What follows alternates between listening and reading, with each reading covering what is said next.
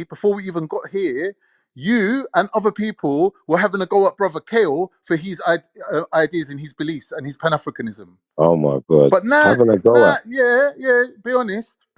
You was against the Bro, whole I don't Pan-Africanist call asking ideology. questions having a go at. Hold on. Furthermore, Brother Raven is here right now. If Brother Raven, do you feel like I've been having a go at you about your ideas, Brother Raven? Because Brother Khan is inferring some big accusations right now. What So do you I'd just mean? like We're to here to clear up deal with this issue any. of I'd Matthew. like to clear up any We're here to issues deal that with the maybe issue of had Matthew, right? at this moment, rather People than making leave a them big to deal fester. about Matthew, using it against Khan, can you let Nanifa, Brother Raven making out answer? Is that that she's okay? not a good advocate for black betterment because she's got a white friend. This All is right, let's move ridiculous. on. Let's move on. Look, all right, you've raised the issue, Brother Raven.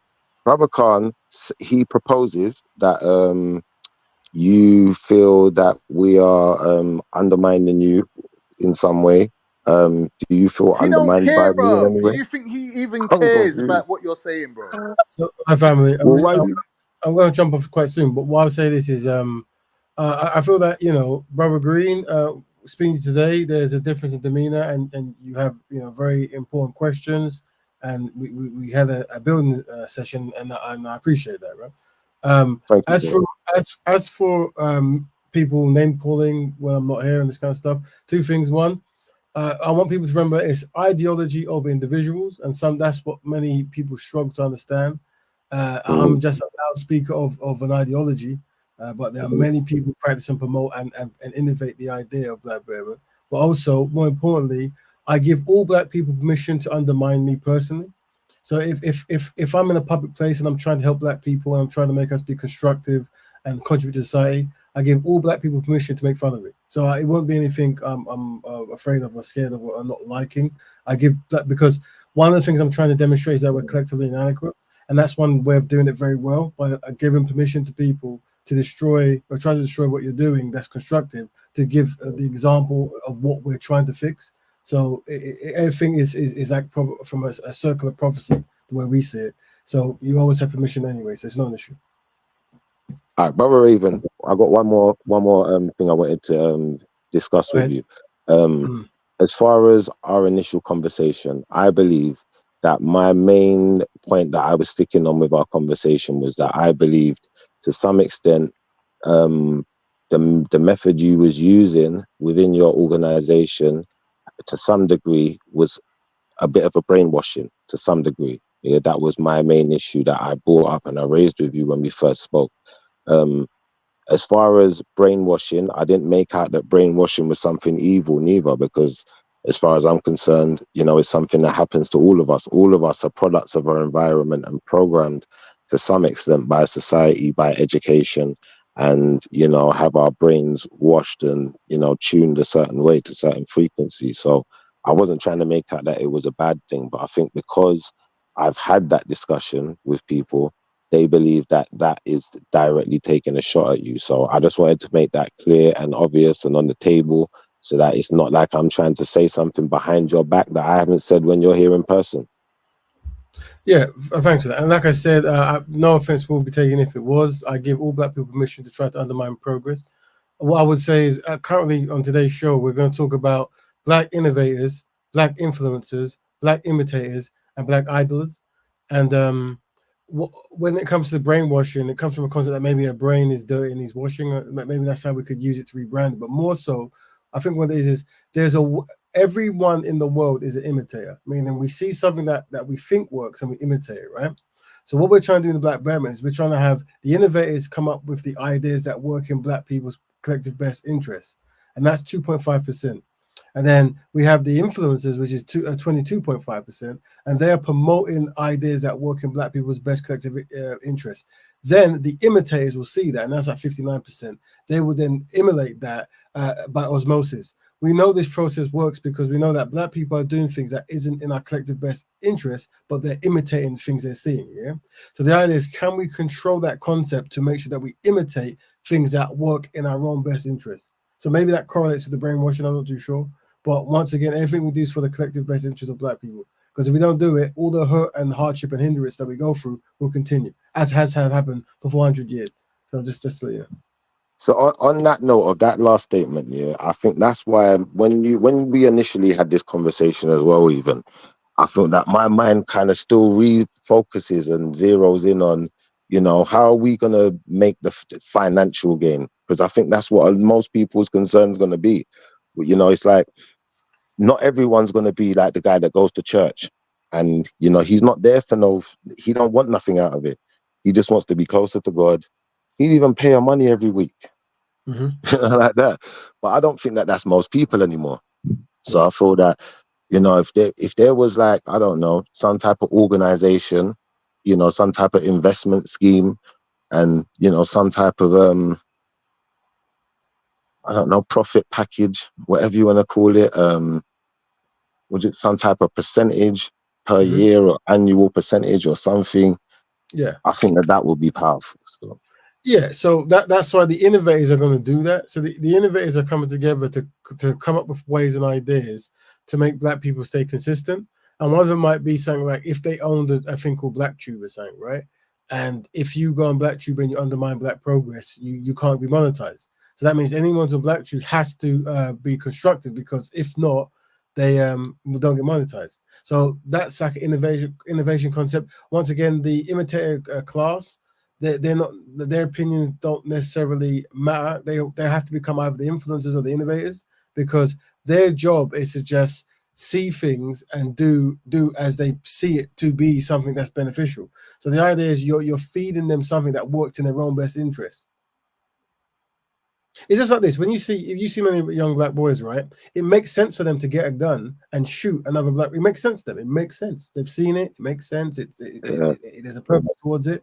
But really, when you really break it down and they get older, actually, that doesn't really make much sense. So the idea is, you know, people can do things that they think make sense at the time, but that doesn't. So the idea is, to those people, you're feeding them something that works in their own best interest. So if they want to shoot someone, rather than shoot people who look like them or who are, you know, who are just kids or bystanders, why don't they shoot someone who's trying to harm them, or shoot someone who's trying to kill their grandmas, kill their. They really want to shoot someone.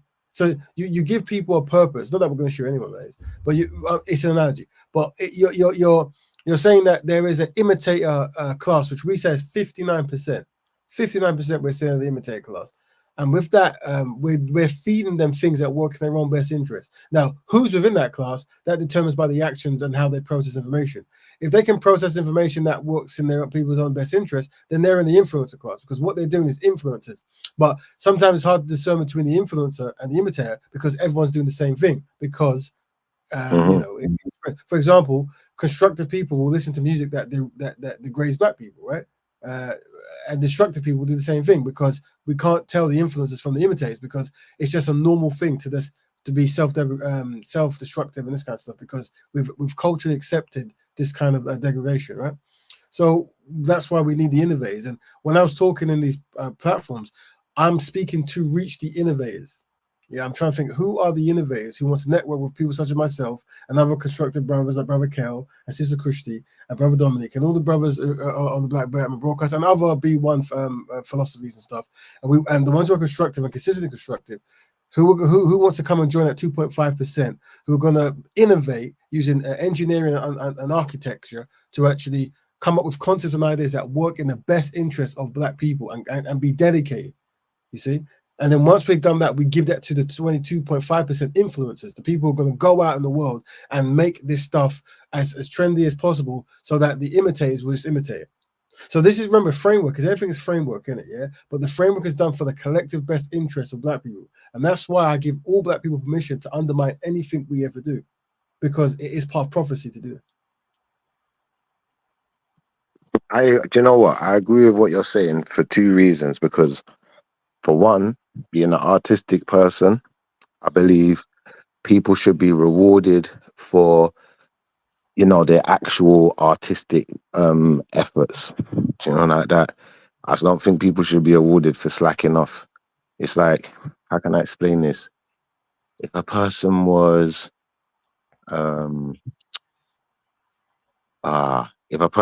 decorating your house then, and, you know, there was all how can I explain it? There's all chips in the wall, and, you know, this looks rough. It's not smooth. There's no good finish on anything. I'm not expecting you to be happy with it. Do you know what I'm trying to say? So I feel that, you know, we've come to a point now where what we was creating as art forms has been turned into something else. That's what I think. And I think that we've allowed ourselves to be accustomed to what it's been turned into. Yes. Yeah, very true. Now, family, good points there, brother. Now, family, I'm gonna have to jump off. I've got a show today. We all welcome to come along 10 p.m. today. Black Betterment. We're talking about two topics. You might be interested, maybe, brother. What is it? It's Black Betterment algorithms. We discuss how understanding social algorithms can be beneficial, as well as biracial anxiety control. We discuss how to minimize anxiety within the biracial members of the community when promoting Black love. So that was some issue that we have with trying to restructure how people think about things to minimize anxiety. And we're doing that today, as well as some other things that's coming along. Whatever. But you're welcome to come along. Yeah, big up yourself, Raven man. Thanks for passing through, obviously, and I'm glad that you was able to speak to certain persons directly, so we don't need any more misrepresentation out in these YouTube streets. Yeah. But I know you're probably working on something, but whilst you are, just listen out in the background. So you know, pre-warned is what's it called? Forewarned is what's it called? Forewarned. Can't remember what in here, but I'm gonna play something for you to hear still, Carl. There's a man out here that's got both you and my name in their mouth. You know, they're salty and all the rest of it. So just let you know what I mean? So you know who I talk about what. No homo and pause. Well really, of course. Yeah. Harlem, but no homo. Have you heard of this youth here, Raven? This youth called Pussy Suge. Have you heard of this youth? No, no. In fact, let me take that back because you're speaking to that Raven. So let me be a little bit more better than that. Let me clean that up. Have you heard of someone called Suge, Raven? I don't know these people. No.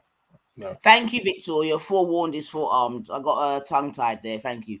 All right. So this is a guy that's in the back passages of our YouTube streets, and he came on the block the other day, and he had this to say. Yeah.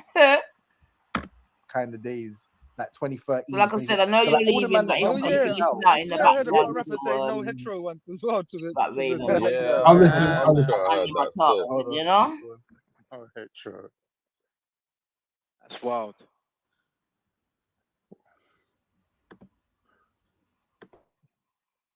But yeah, man, I didn't really come on with no, what's the right word, motive or anything like that. But you lot have been giving me jokes the last couple of days. You know, I was there for the roasting of 9 Ether. That was crazy. What? What are you talking about? I was just busting up the. When did that happen? Like, it happened the other day. Did you miss it? And Suge, I know you're listening, Fassi, yeah? So if you want to come and talk to me directly, come in it. Yeah, because you're another you ever chat about me when I'm not there, bro. But I know you're listening in the bushes. Come chat to me, man. Yeah, come and chat to me and come and tell me who roasted the 9, man. Oh, what happened to this shit? Yeah, I don't know. No one even mentioned it, bro. Who's roasting? Apparently, yeah. She was just caught canoodling with ice people, and it just went mad after that. Yeah, that was sick still. Yeah. That was She's sick proud still. of that. She mentions that every opportunity about going camping with I know. Man like Ice Tom. Yeah. Worth 10 Matthew. black people. No, it's Matthew, innit? It's Ice Matthew. I forgot. Yeah. Shit. Matthew. Yeah, it's Ice Matthew. Iceman Matthew. Ice Matthew, man. Listen, yeah, that was cold still. Listen, all it shows is that you can come online and play whatever character you want, and then you can go back to your life and mingle and mix with. That's a good point. You like. That's kind of how I looked at the situation. Yeah, so Method, you're the next one. You might be in the bushes as well, my guy. Yeah, you need to come and chat to me as well. What do you mean? What do you mean? I can come and play a character and then go back. What are you talking about, Method? Yeah, what the fuck are you talking about, Method? Yeah, so when you're ready, you jump on as well. Because it's pro-black. Just be yourself, and that's why I'm so happy that I'm never. So which Fassi thinks that I'm not myself? Yeah, the difference is that I'm actually myself online and offline compared to many of you characters, because you lot actually play a part. That's what I get to realize. You lot, some of you are online characters. You get me? But the thing is, people that have met me in real life know that this is me offline. You get me? And online. That's the difference. You get me? Enough of you lot are fraud. Suge, you're a fraud, bro. You're just a big fraud. Big up yourself, divine, man. I mean, bless up, everyone. Divine. What Divine? You speak to me offline, yeah? Anyway, what are you always... I don't even need to get into it about Divine. Am I the same online as offline, bub? 100%. What kind of songs do I sing to you when we're chatting and you're always getting on to me? Am I singing prophecy to you and you're getting on to me, Divine? Since 2 weeks. No. Yeah. Well, No. what songs am I singing and you're getting on to me, Divine? Do we have to do this? Do we have to expose the embarrassment in the public eye? No, I'm not embarrassed though, babe. That's the thing, isn't it? That's the point I made. I am the same wherever I go. You get me? Okay, guys, get ready. Nines be singing Boy George, Bros, Come on. Wham. Come on. It's Duran. It's disgusting. Come on. Disgusting. I'm a new romantic. Are you stupid, man? And still pro-black. This is the point. But anyway, make we go and listen, man. But yeah, big up, boss. Still, I owe you nothing. Ooh, Yeah, that's what she's like in real life as well, guys. Especially now. Listen, man. Come on, Carl, man. Sure. Now I get down to drop my hair with a little touch of gel. Good evening. Yeah, big up yourself, Tezza, man. Come on, man. Nice to have you on the panel. Welcome back, because I know you've been doing some little travel. Mr. Riggs, bless up. Missed you. What's been happening? I don't know. I just tried to listen into a bag of nonsense today. Yeah, you can thank Belly Khan for them thing there.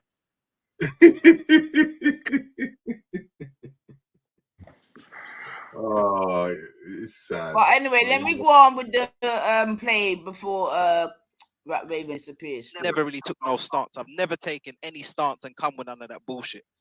You know what I'm saying? Because it's like that shit will backfire. I think Khan's too unsynchronized to be really commenting like that, man. I think you can be pro-black and have ice people friends still.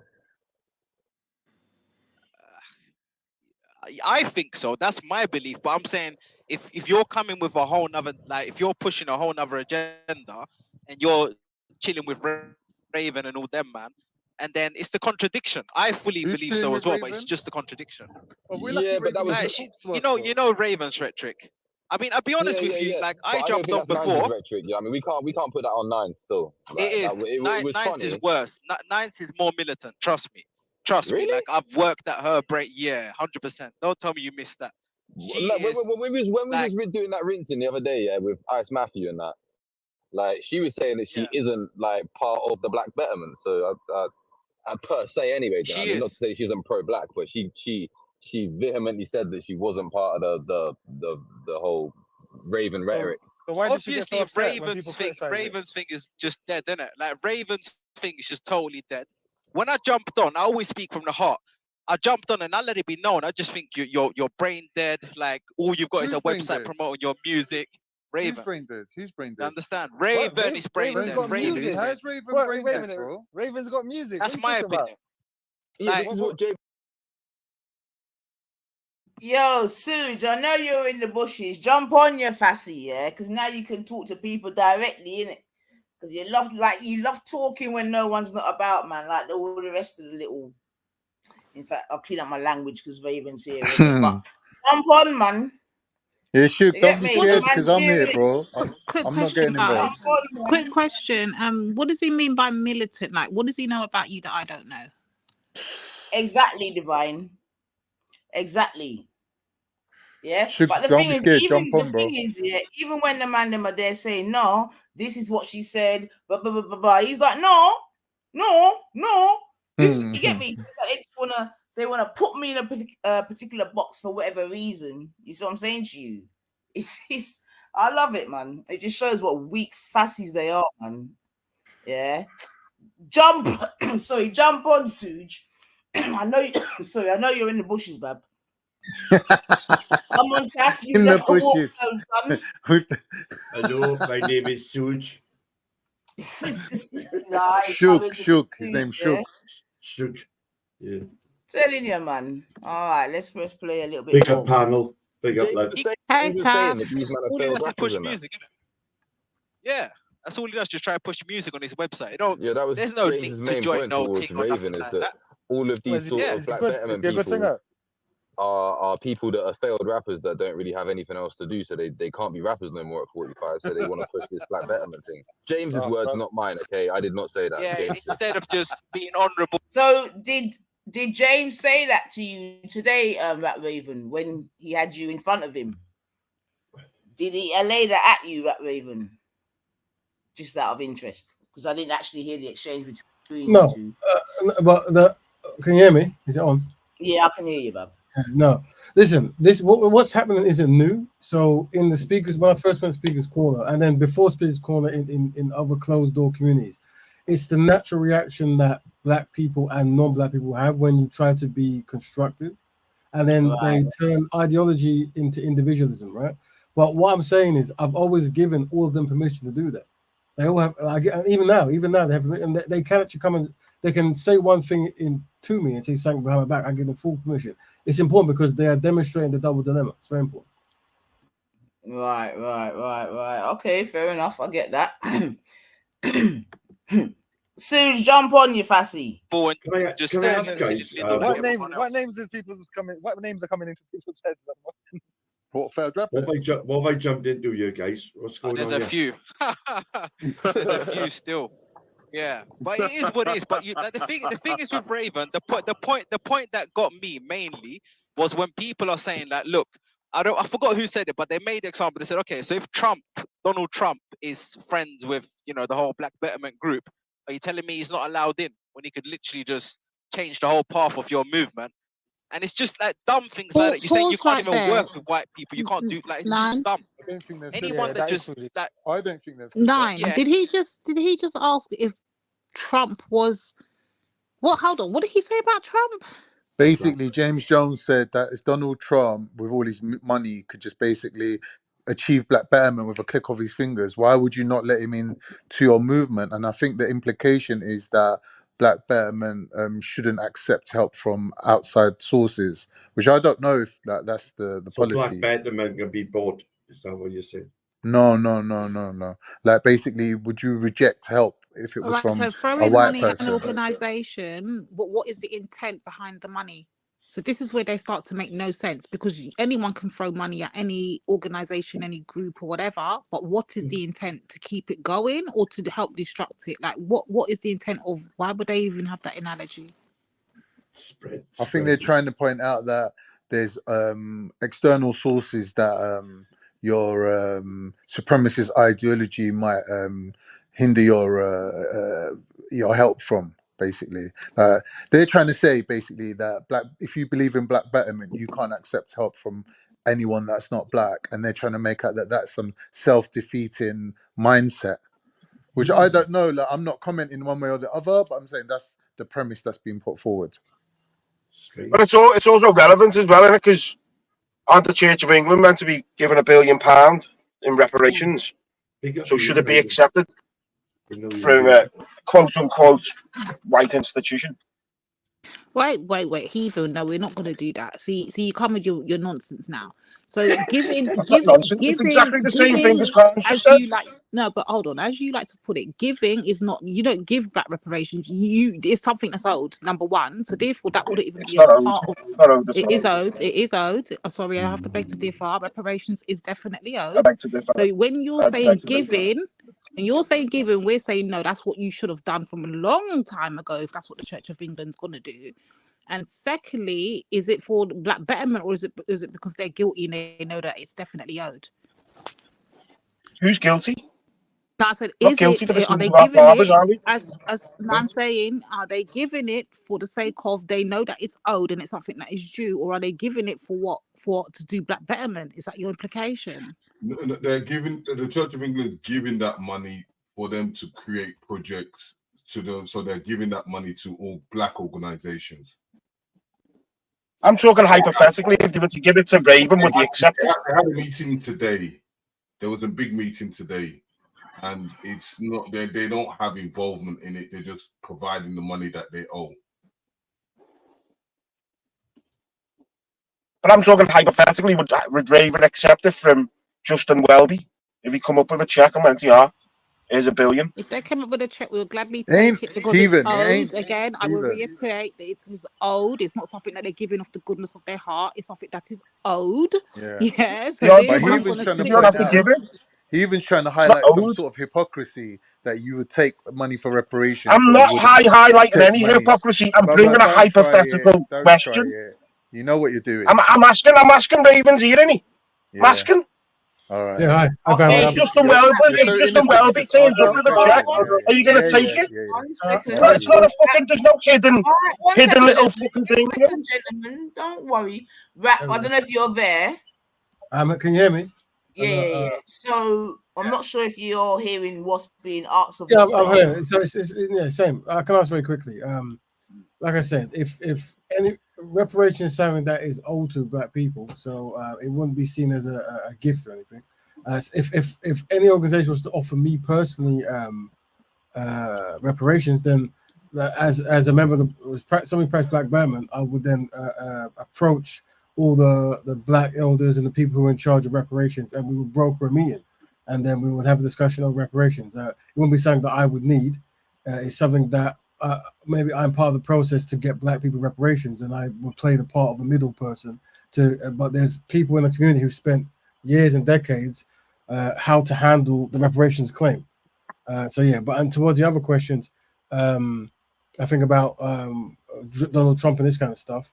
Once again, Black Batman is black people having black people, black issues. So what you have to observe is when they're saying is these are people who are allegedly trying to help you, but they get angry and aggressive when you don't want to be helped. You see, if you think that's kind of an interesting analogy, and when you say that you see a value in self-determination, they get even more frustrated, right? So this is something. This is why we say collectively we have no friends, and that is the demonstration of that behavior. Very well answered. Thank you very much. That's how you answer the question. There was no hidden meaning. He didn't see any hidden meaning at all. He just seen it for the question of what it was, which is exactly what it was. Heathen. You know why your question is so stupid? Because you're saying, right, that reparations money is coming from white people. Who the fuck else is it going to come from, bro? It's relevant to what James is saying. What we're breaking down now, bro. Don't make sense at all.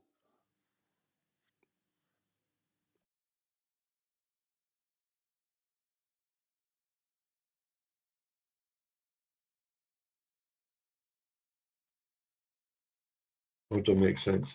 It's dumb. I think they did. They didn't have 100% say that. Nah, he did. See, you're so unsynchronized, man. You're not black, are you, man? This is crazy. You're well unsynchronized, man. They did say According to that. the one drop rule, I would be partly black. I know nothing about that. Yeah, but it's the same thing. If you got the most militant black guy, like all tribed up, all scars on his face, you're not letting him in the group because he's got a white woman. Like that's just insanity. We could. I think guys, we could ask this question directly because look, we could ask someone like Kale. Look, mate. So did you hear that, Rat Raven? Yeah. I don't think it's satanic. Yeah, I heard that. Yeah. But that's normal behavior, especially from black people who are unsynchronized. Like I said, black people becoming constructive and helping each other is very threatening to so many people. And this is what we're saying about the inadequacies, and this is why we come to try to help them. But so let me just ask you something, because like I said, I know your time is precious, yeah. So from a male's perspective, because I'm saying for a lot of the gentlemen that seem to have these protestations about black betterment, about yourself and your movement, etc., etc., the main sticking point it seems to be is that they can't get past the part of not being able to bring in their non-black partner. Right. Yeah. Others have said it. I mean, you can hear Suj here saying it quite vehemently. Yeah. With so much emotion and passion, I was quite surprised, to be honest. Do you know what I mean? Right. And what I was saying before you came is that I don't understand it because you know, on one hand, you know what I mean, they're bashing your thing. You get me? Saying it's not viable, blah blah blah blah, all the rest of it. And on the other hand, they seem to still want to be beating down the door. Do you know what I mean? And saying, well, why can't I come in with my what? You get me? So, because what I was saying before, Rap, is like, if there's an organization that I'm not welcoming for whatever reasons, yeah, because I don't meet their terms and conditions, I'm going to keep it moving and maybe try to find one that does. Do you know what I mean? Meet my terms and conditions, as it were. But I've been quite surprised that the what would you call it? Yeah, like I said, the amount of energy and this and that some of the mandem have got towards and against you. You know what I mean, regarding your movement and that, bro. And yes. Let me jump in and say this, yeah. As a black woman, if you wanted to know why so little black men are public about the importance of black families and black love, is because of this kind of response to it. So that's why you haven't seen that, right? Me personally, when I decided I was going to help black people, yeah, you have to look at what is important, and whatever is most important, you have to push, right? And black families is most important. But what's happened is when you go and you tell the truth that many know, they go through the 5 stages of grief. And what you're witnessing is them going through that form of grief because they have made a choice that makes a future action harder to do. You see? And this you're witnessing this in this context, but if you look at them in other life, they'll be doing the same thing. You see? And they're having a trauma, kind of like a trauma party, where they're expressing their trauma on a public place as a form of healing. But at the end of the day, we draw the lines, isn't it? We're saying that this is the template for the best result for black people. However, if you don't practice it, there is still a place for you if you wish. So once again, we're going to be consistent, and we want them to know they're loved.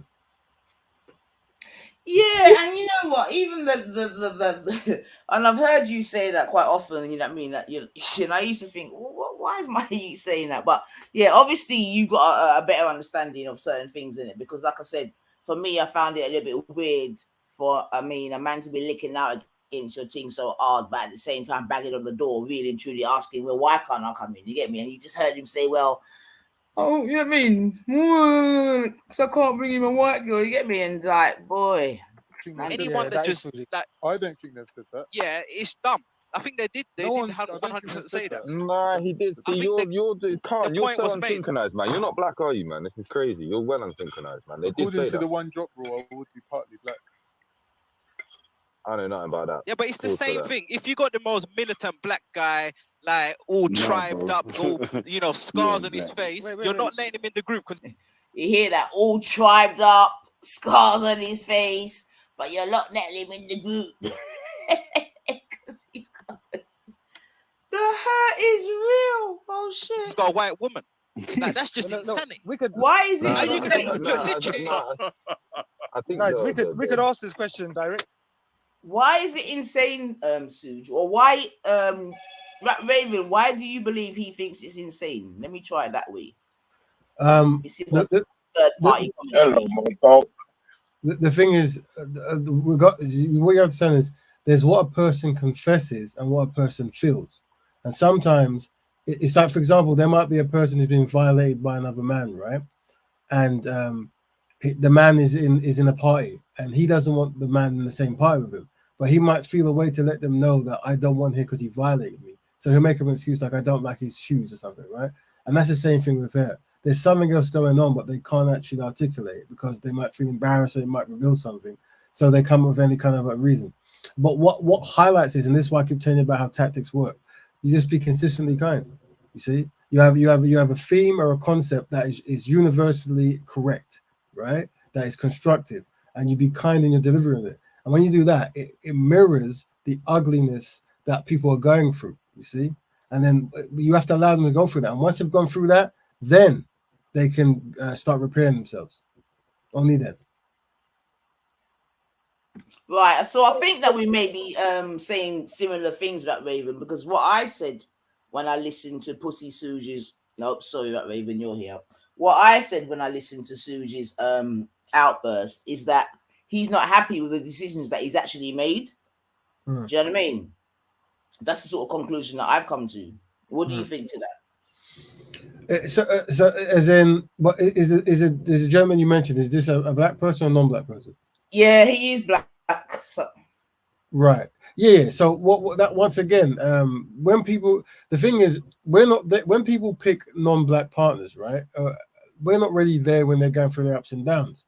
So we're revealing much truths to them and the reasons why we have certain strategies, and then those traumas are being revisited, right? Right. And so when a person goes through trauma, you can't really predict how they're going to react, right? So we give them space because at the end of the day, the truth of the matter is, and I mean this in the most kindest way possible, they are at a disadvantage in the black community, within the black community, because they've made a choice that takes them out of the community, right? Yeah. Right. So now everything they do has to be demonstrated that they're back in the community. One of the advantage, and this is why black women are so important.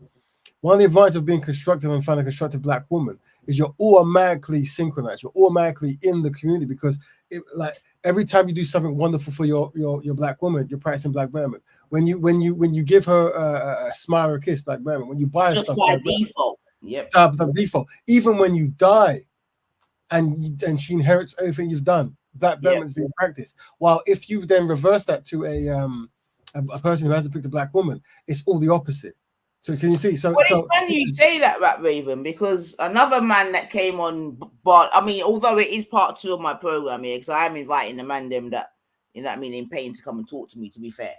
So as Getty jumped on, you know what I mean, and he had a go at me. You understand what I'm saying to you, and also a lot of them believe that I'm backing you, and you get me, all of this, and they got protestations about that. However, he came on to talk about, you know what I mean, Pan-Africanism, and you can't talk about Pan-Africanism and all this type of shit. So I asked him, well, what are you doing for Pan-Africanism? You see what I'm saying to you? The reason why I asked him that Raven, because he himself is a Somalian, you know what I mean? And then he's had 2 children with an Irish lady. You get me? Right. So I feel like a lot of them that come up here bawling and bitching, I think it's just therapy for them. I'm coming to the conclusion that's just a bit of therapy. Do you know what I mean? And like, maybe I need to take a leaf out of your book, and instead of just bawling them out, just like maybe give them a titty to suck on, because maybe that's just really what they need, just like a real black titty. I think sometimes when we speak, we say things but we're not really feeling it. And what I mean by that is, when I say that being constructive and finding a black woman or vice versa is one of the most important things you could do, right? That's the truth, right? So when it comes to being an advantage, disadvantage, we are in the advantage, while those who haven't fortunately been able to do that are in a disadvantage. So because they're in a disadvantage, it would be wrong for me to mistreat them, because I am in the advantage. I am aware of the process that is for black people's collective best interest betterment, you see? And everything you do in that process makes life easier for black people collectively.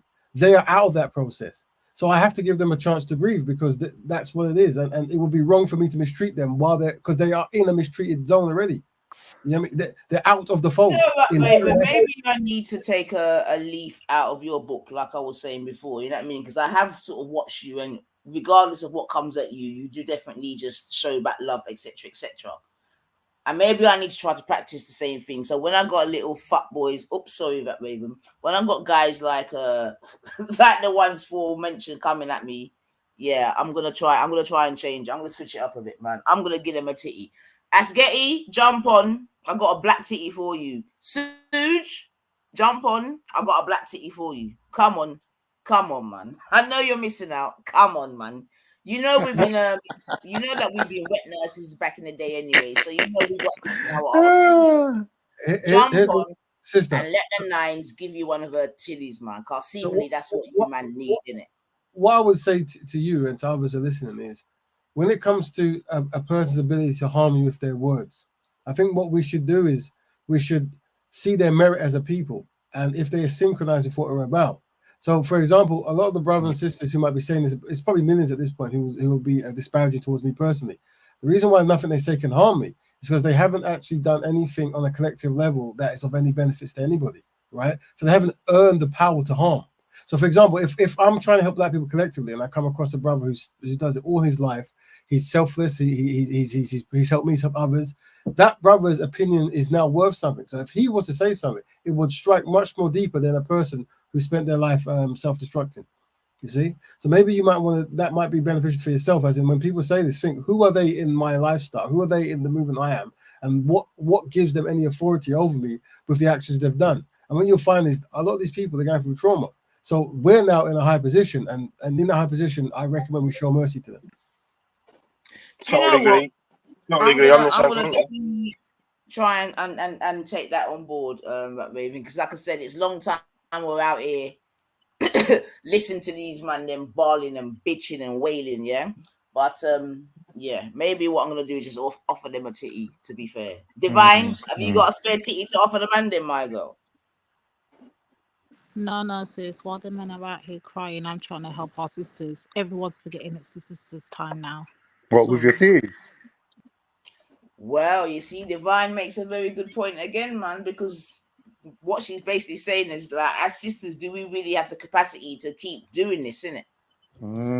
Yeah, well, we've said that men help men and women help women. That's our philosophy. And that's why I am publicly talking about black men who are struggling to, be suitable for black women. Black women have their own issues, and they are to do that. And then we meet in the middle where systems can happen. But what we don't want to have is black men and black women arguing about certain things that that goes over each other's head. I think black men should lead in fixing black men, and black women should lead in fixing black women. And we come together with our case study of what's best, how we can help each other past that. Okay. And what is that company policy thing, Raven? Well, this is a strategy that we're doing. I've noticed Brother Kale's been under a bit of flack as well for like not really reacting to women the way that like these guys kind of would expect. So your kind of explanation does make sense then, that he's basically leaving the women to sort out their own thing in-house. Well, this is we're in a time of social media now where there's a lot of algorithms based around black men mistreating black women and upholding white women, right? So black men have to reform that. That's so true, man. Yeah, so there you go. So I've recently, there's a video circulating of me talking about black love, and it's because of that. It's triggered many black men. But this is part of that process. We have to reverse it. But the strategy we have to have is men to men. That's why I wouldn't recommend what many traumatized black men. What happens is they find strength in battling women. You see, because it takes so much more to battle a man, in the sense of like when you have to you're arguing about men stuff. So it's easier to argue for a woman who's not a man about men stuff because you're a man. You can say things and you can use historical traumas that women have gone through and use it to trigger them and say, look, she's emotional, she's a woman, rather than actually you said something that is completely out of order and you're triggering someone through historical reasons. Right? So we're saying what I recommend is have men talk to men and women talk to women, and the constructive men and constructive will come together and we collate our information and we discern and have certain kind of paths to fix the traumas that both are going through, because men have gone through certain traumas and women have gone through certain traumas, right? So do you think that black women should make themselves less available to accept or download black men's trauma? Well, yeah, in a social setting, yes. I think if you're so from a podcast standpoint, it would be invite black men who are constructive to who are tactical to deal with black men who are traumatic, right? So, and that way, at least you have that balance, because what you're going to notice is many black men who are triggered or are going through a traumatic state, they will want to trigger women to feel like they're in a higher position, as in, because what's happening is the woman is now shouting louder than them, and it makes them feel more like a man in that context, you see? So, Raven, with that being said, sorry to cut in, what was the conclusion? Sorry, 1 second. What was the conclusion of the conversation between yourself and James? James, you see, when you say names, right? Psycho Bunny. Disco Bunny. Okay, these kind of aliases, yeah. In what sense? In what conversation happened? What happened? What did we speak about? I don't know, because you and him had a conversation, right? We wish good luck to that, brother. The thing is, he's more of kind of like an armchair, kind of like what do you call it? Like betterer. No, he's very conceptual. He likes thinking of concepts and this kind of thing, and that's his thing. Theoretical. Yeah, theoretical, this kind of stuff, right? And all good to him. But so we're not really talking about any kind of betterment. He's picking things because this is what he's interested in. I gave him homework. He hasn't done it yet. And when he does homework, we can have that conversation. about. Love it. I was going to lead on to what Asketti was bringing up this afternoon, now. What's that, Heathen Bab? I was going to say that could lead on to what Asketti was trying to get at you this morning over with where would you see men and women equal within the black betterment community or whatever? Yeah. Naiva was getting attacked this morning for quote unquote being a feminist, apparently. Right. Yeah. Well, and she was getting called out saying that she's not a black betterer, she's not for black people, because it feeds into the European feminism debacle sort of thing. If that makes sense, then. Yeah. So, but women and men are equal, just in general, right? But in standard, yeah. But not a man, maybe, yeah. There's different expectations put on each because of their biological makeup or historical reasons, right? So even though we're equal, there's certain things that men would probably be better leading with, and some things that women are better leading with, right? And that's just how it is. Yeah. Yeah. So. Right. So is that it, family? Because I've got a show at 10. So could also someone like. Go ahead, play it. No, you're good, Raps. I'm gonna go and play it still, but like I said, I know you're busy, but I'll go and play it still, man, because I find it very. Let's just say that in your group, there's a white person in the world who has got enough power and influence to genuinely make a difference and get you lot popping. Yeah. Now he's somebody who understands your plight, and he agrees that as a white person, we owe you money, we owe you stuff, and we owe you power. Yeah. Now, if he's acting that way and fighting that cause, then his ideology aligns with your ideology, regardless of skin color. Bro, no. But they would still reject him because of his skin, and they would lose out on his benefit. Yeah, they would. Yeah. Sorry, I thought you was calm then for a minute. No, that's just let them do their shit, man. I mean, well, yeah, of course they can. Right. No one can stop. No one can stop them, bro. It's not my thing still. But but what are we gonna mollycoddle them? Like we can't speak up. Like, I have to tell Raven that's why I jumped on. We did. We all. No, but it's like every man speaks about the same shit, bro. Like, but. Yeah, but it's dead. It's completely dead. If you're listening, Raven, it's completely dead. Your whole thing is finished. Completely finished. Like, and I'm glad when I said it first, people said, "Oh, you're just a hater. Why are you coming on here? You're a hater." Blah blah blah blah. But listening to what people were saying the other day, making nice qualifying points, saying in a more articulated way, it just let me know. Like, come on, they're just saying. Everyone is saying what I'm saying, but it's like I just said it kind of like to them directly. I don't think this movement is going forward with that ideology. I would never join a business that has a policy of just one race, because that's just closing off so many other opportunities. Yeah, but you know what? I did ask him that, and I think he did agree that Raven actually said. I remember him saying literally, he said that they would not discourage people doing business with people of other races, but there's a certain inner kind of organization that they want to maintain, which is a fair point. So he did selective elitism, cause selective elitism. It's not elitism, it's self-determination, right? If you want to set up a movement for people, even if you love them people and you want to help. So, like Raven, what I want to ask you is there any possibility that you might set up a black betterment too, whereby persons like Suge and, whomever else can join and bring their, non-black wives into the organization? Because it seems, like I said, it seems to be the main sticking point with some of the brothers that are against black betterment. They can't get past the the non-open door policy, as it were, is in terms of who they can bring in. You've obviously heard this gentleman repeat it 3 or 4 times, saying he don't want to be a part of something where it's only one race. Which is obviously, that's fine.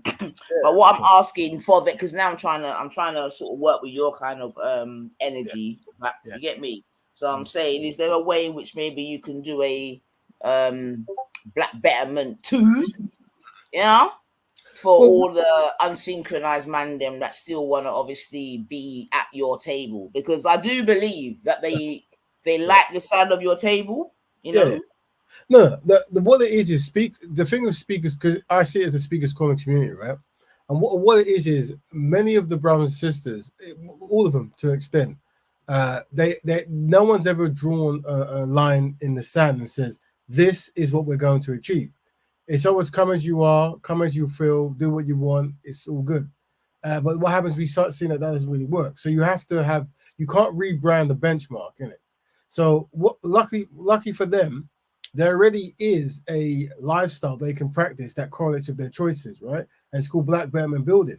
You see, so what we promote a lifestyle. So the idea is, no matter where you are in the world, you can practice your lifestyle, and you individually are going to build the institutions because you believe in this lifestyle. The lifestyle is split into two paths: the Black Betterer path or the Black Betterment Builder path. For them, it's automatically Black Betterment Building because they haven't picked a Black woman, right? So what they can do is they can build institutions, whatever, that is just for Black people in some aspect, and it will be seen as a Black Betterment Building concept. That's them, right? And we will round of applause for that. But they wouldn't have the title Black Betterer because they're not married to a Black woman. You see? Now, as for me personally, I would hire any Black person, regardless of who they marry. I would, do pro bono or whatever it is, right? But when it comes to actually setting up a Black Betterment organization and on a board level, there are certain rules you have to follow, and you have to be a Black Betterer. You have to. And to be fair, Raven, I think you've been quite consistent with that in terms of who you'll work with and how you'd work with them. You get me? I think even obviously because you know that I've come over your sides and whatever, and you've definitely always said that that you would do pro bono. You know what I mean? For those that may not be quite synchronized, etc., etc. Of course. So that being said, I do believe that people purposely misrepresent what you say, about Raven, and I'm sure you're aware of that. Of course. I was a little bit surprised still, to be honest, because like people could hear something in real time as to what you're saying, this, that, and the other, and will say, no, that's not what he's saying. This is what he's saying. You get me? And which is a complete misrepresentation, as it were. Yeah, but I was quite surprised about that, to be fair. I wouldn't be surprised. What I've said, and I'll keep repeating myself, I give non-Black people and Black people permission to undermine everything I ever do. Everything I do that's constructive and is for the dedication of Black people progressing that in a constructive way. I give you full permission to misrepresent what I say and any organization I'm from, and you can try to undermine it anyway. I have to give them permission because it's part of the prophecy. Do you understand? It's like we are collectively inadequate and we collectively have no friends. And this is the proof in the pudding, you see. And what will happen is, as has always happened, they'll say, well, when I spoke to those gentlemen, they were quite consistent this way, but you're saying something else. And what we're going to identify is we're tapping into people's trauma. And we realize that no matter what happens, there is expectation that Black people have to suffer. There's like you must suffer, to the point where we then perpetuate that same concept as well, you see. So this is part of prophecy. Yeah, and there was one more thing I wanted to say, and it just jumped out of my head because I just read something. What was it? Oh, bloody hell, it just jumped out of my head, Batman. Sorry. You said you were surprised that their reaction when I jumped in. Yeah, and I think there was one more thing. Oh my gosh, it just jumped out of my head, man. All right, it'll come back to me still. It'll come back to me. Black Betterment to Melanie Goddess, very important contributor there. We bring up everyone. But yeah, if anyone comes in and they say anything about Black Betterment or myself or some of the other people who practice it, let them know they have permission. Let them know their permission, and they're doing what they're supposed to be doing. And if ever anyone wants to get the to be honest, though, I do actually think. Yeah, sorry to interrupt, Bab, and I don't get any pleasure from saying this. But I do think some of them actually get a particular type of joy. Do you know what I mean? Yeah, of course. Do you know what I mean, that? Which, again, I find... Yeah, remember... and that's why when you hear me call certain people certain things, I can't be as gracious as you. I can't lie. The thing is, though, but once again, it's where you place yourself. Like, you have to know that you're better.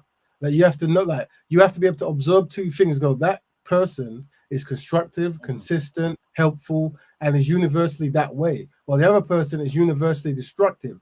They've gone through trauma, and what we're doing is we're wrongfully putting them on our level, you see.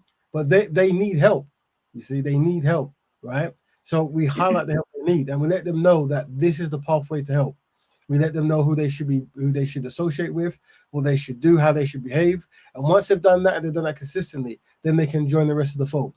But until then, they're gonna have trauma parties, and they're going to hate.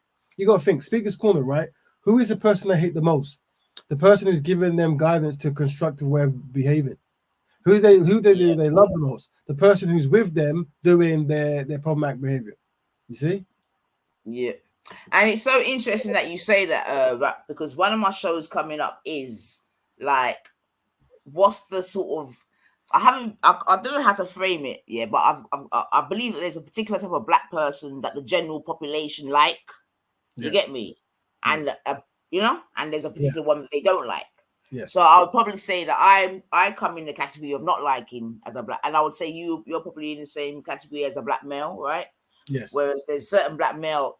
You know what it is, yeah? You know Frank Bruno, yeah? Yes. You know England loved Bruno, right? Yes. You get me? Now, Bruno was quite unique, yeah?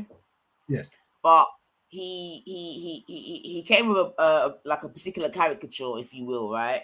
Yeah, of course. And I think that sort of was inbred into the sort of population. Do you know what I mean? So as a black man, if you're not like a conform, you know what I mean? If you're not white Harry and all that fucking malarkey, you're gonna have a harder time. You know what I mean? Because I do believe that some men, not all, but I do believe that some men sort of dumb themselves down. Yes. Yeah. To be able to get food. Do you know what I mean? They sort of take off a couple bits of their armor, as it were. Yeah. Would you agree with that, Raven? Yeah, 100%. But this is very normal. And what I'm saying is, when people are in a vulnerable state, sometimes they paint a powerful state. And most, if not of the brothers we see in the Speaker's Corner community, they're all in a vulnerable state.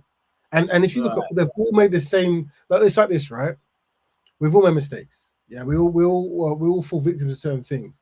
But you're more likely to find one of them brothers who have gone to jail for a long time for either selling something to black people, harming black people, robbing black people, and then you find those same brothers who marry non-black people. They have a history of abusing black women, and then they reform themselves of some kind with some kind of book, and then they go to Speaker's Corner to preach about this kind of stuff. But when you look at their past, it's got a whole lot of harming black people, and they haven't even overcome that now. They're still kind of, you see bits of it that pop up now and then.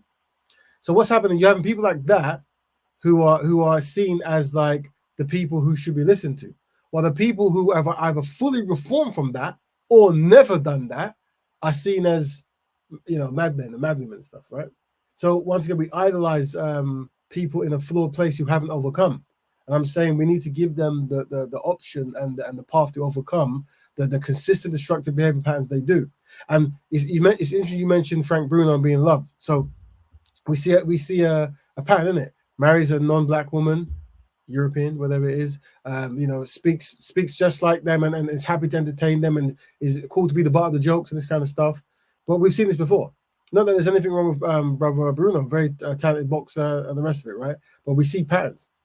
Yeah, and I'm saying that if you try to break that pattern, if you try to love your own, fix your issues, and actually take time to reverse the historical trauma that we've gone through because of other people, you become public enemy number one. So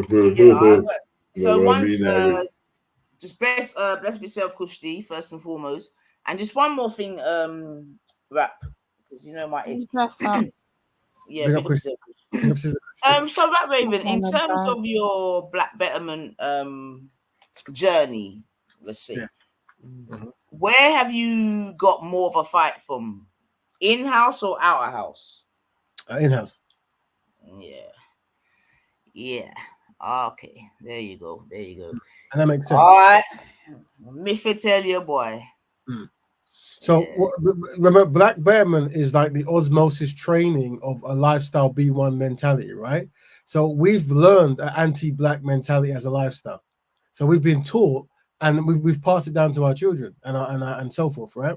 And it's in everything. So we have to have a lifestyle to reverse that, right? And that's what we're doing. We're promoting that lifestyle. That's why people say, "What are you guys doing? What are you doing?" We're saying, "Well, We're talking about a lifestyle that you can promote. So drive-by criticism might be fine, but it's more so, what do you guys need? Well, I can do that. So if you say, oh, you know what, I think black people need to know about farming. If you're a farmer, then help us set up farming. And we'll help you. We'll use the skills we have and your skills. So, but once again, that's why we talk about this concept of open door elite, because only the open door elite understand that concept, right? That it's on us. While others is like, oh, well, you know, what are you guys doing? Not knowing that you guys are our guys, isn't it? And that's why we have to ask questions like, do you value black love? Do you value black economics? Do you value black health? Because those who don't, you see quickly they struggle to keep up with certain concepts that every other group do very well. You know, and that right now, like, it's almost an alien thing to say, like, oh, you know, loving your woman in your group is an important thing. For this, like, are you mad? Are you mad? Well, why is that important? But then what happens once betterment is achieved, they won't know any different. They'll be like, of course, I mean, you're black, right? But right now, because we're collectively inadequate, we're conquered people. You see, that's why this concept makes sense to do things that's not in our own collective best interest as the default concept that makes the most sense, right? That should be the fringe concept, isn't it? These ideas should be the fringe, but they're the dominating factors, isn't it?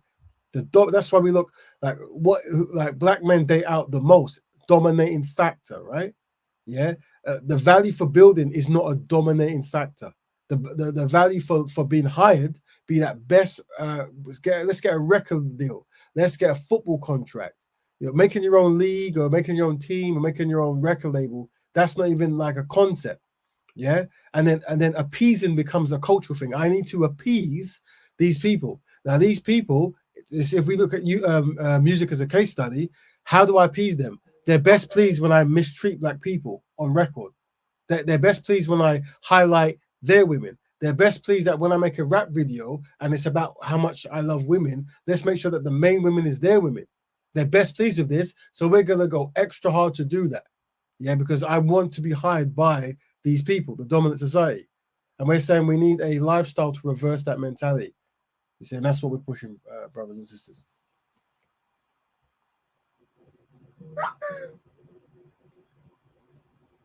Yeah, big up rap. Come on, man.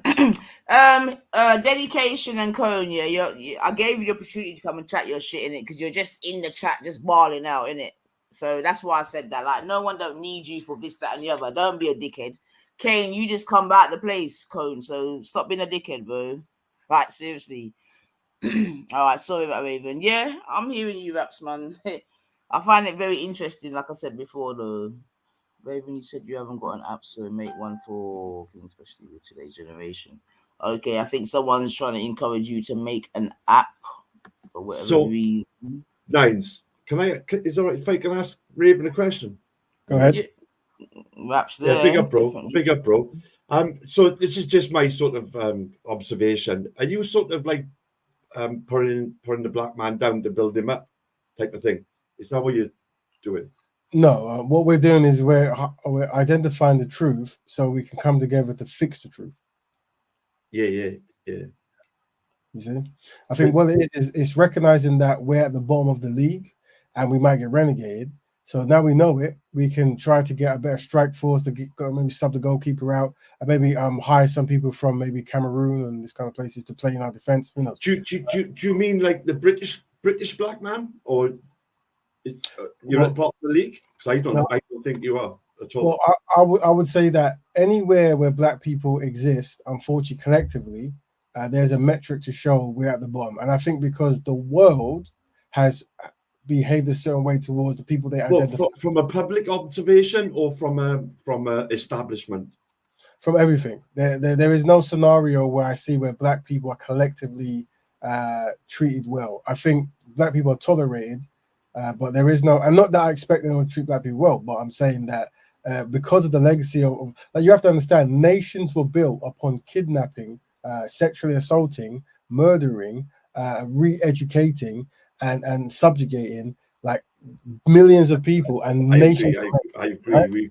Right? And that's still going on today. But well, what I'm saying is there's whole cultures built upon that concept, but there was no real mass reformative things. You can't do that to a people for 400 years or 900 years, depending on where you want to do it, right? And then expect that after it's done, those people are going to be best pleased with everything, and they're going to behave in a way that works in their own connection. So, all right. So, in a sort of thing world, if you could click your fingers and you could fix one thing, what would that be? Well, the thing is, I mean, it's interesting because you know, this is now sci-fi or fantasy, isn't it? And we can go anywhere. We could click our fingers and say it never happened. But what would be the first thing you would? You click your finger, see, when you talk to a crave person about these concepts, we go off on one. So if I was, would it be the equality though, and the way you think that you would be looked at?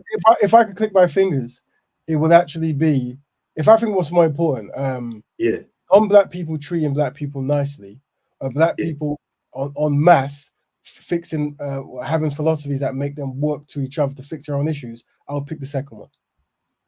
So in the UK, do you think that you're not given the same respect from, say, a white man like myself? Well, we don't even track that anymore, because what it is that becomes like what will happen is that will become like a 7-hour debate where we have to try to demonstrate that a white person is treated better or worse. We're saying that regardless of whether it's true or not, there is a value in working in oneself to build up oneself. I'm looking at the way when we're in the street and when we're looking at each other, how we perceive each other, and we're judging each other. But Taffy, let me quickly ask you a question here. Let me see if I can make it a little, well, if more related. Right. So you're a Welshman, yeah? Yeah. You're a proud Welshman, yes?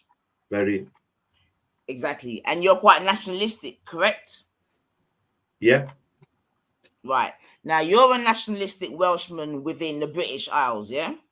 Well, I'm a Liverpool supporter, so well, as am I, Taff. As am I, right? So already that shows that there can be Venn diagrams within our journeys, right? You get me? Because you're a proud Welshman with Welsh ideologies, this, that, and the other. You've got Welsh history regarding Britain, this, that, and the other, as do the Scots, as do the Irish, yeah? But like I said, Venn diagrams can appear, yeah? Like there's yourself in Wales, there's myself in London with my history, but we both support Liverpool as an example. So first and foremost, first and foremost, I'm a Welshman. Yeah? I'm a Welshman. Exactly, but you still got your thing, and I've still got my thing, Taffy. I'm pro-black. You're pro-Wales. I respect that. We both support Liverpool. Yeah, I respect that. Yeah? Yeah. Right, so I'm saying that we can see past what could be potential differences of this, that, and the other, and we unify on supporting Liverpool, for example, yeah? So what I was going to do is just try to replace Welsh with black, for example. You get me? Right. And see if that makes any more of a picture to you. Do you know what I mean? Because, okay, you know, it could be, you know, you as a Welshman, whatever, you lot went through certain things regarding Thatcher and all the rest of it, where they basically fucked up your shit, right? You would agree with that, yeah? Yeah, 100%. Exactly, and you feel a way about that, right? Yeah, of course. We're still living that today. Exactly, Taffy, you get me? So now if I replace, you know what I mean, the pits with slavery, for example. Right. Do you know what I mean? And the ripple effects. Yeah.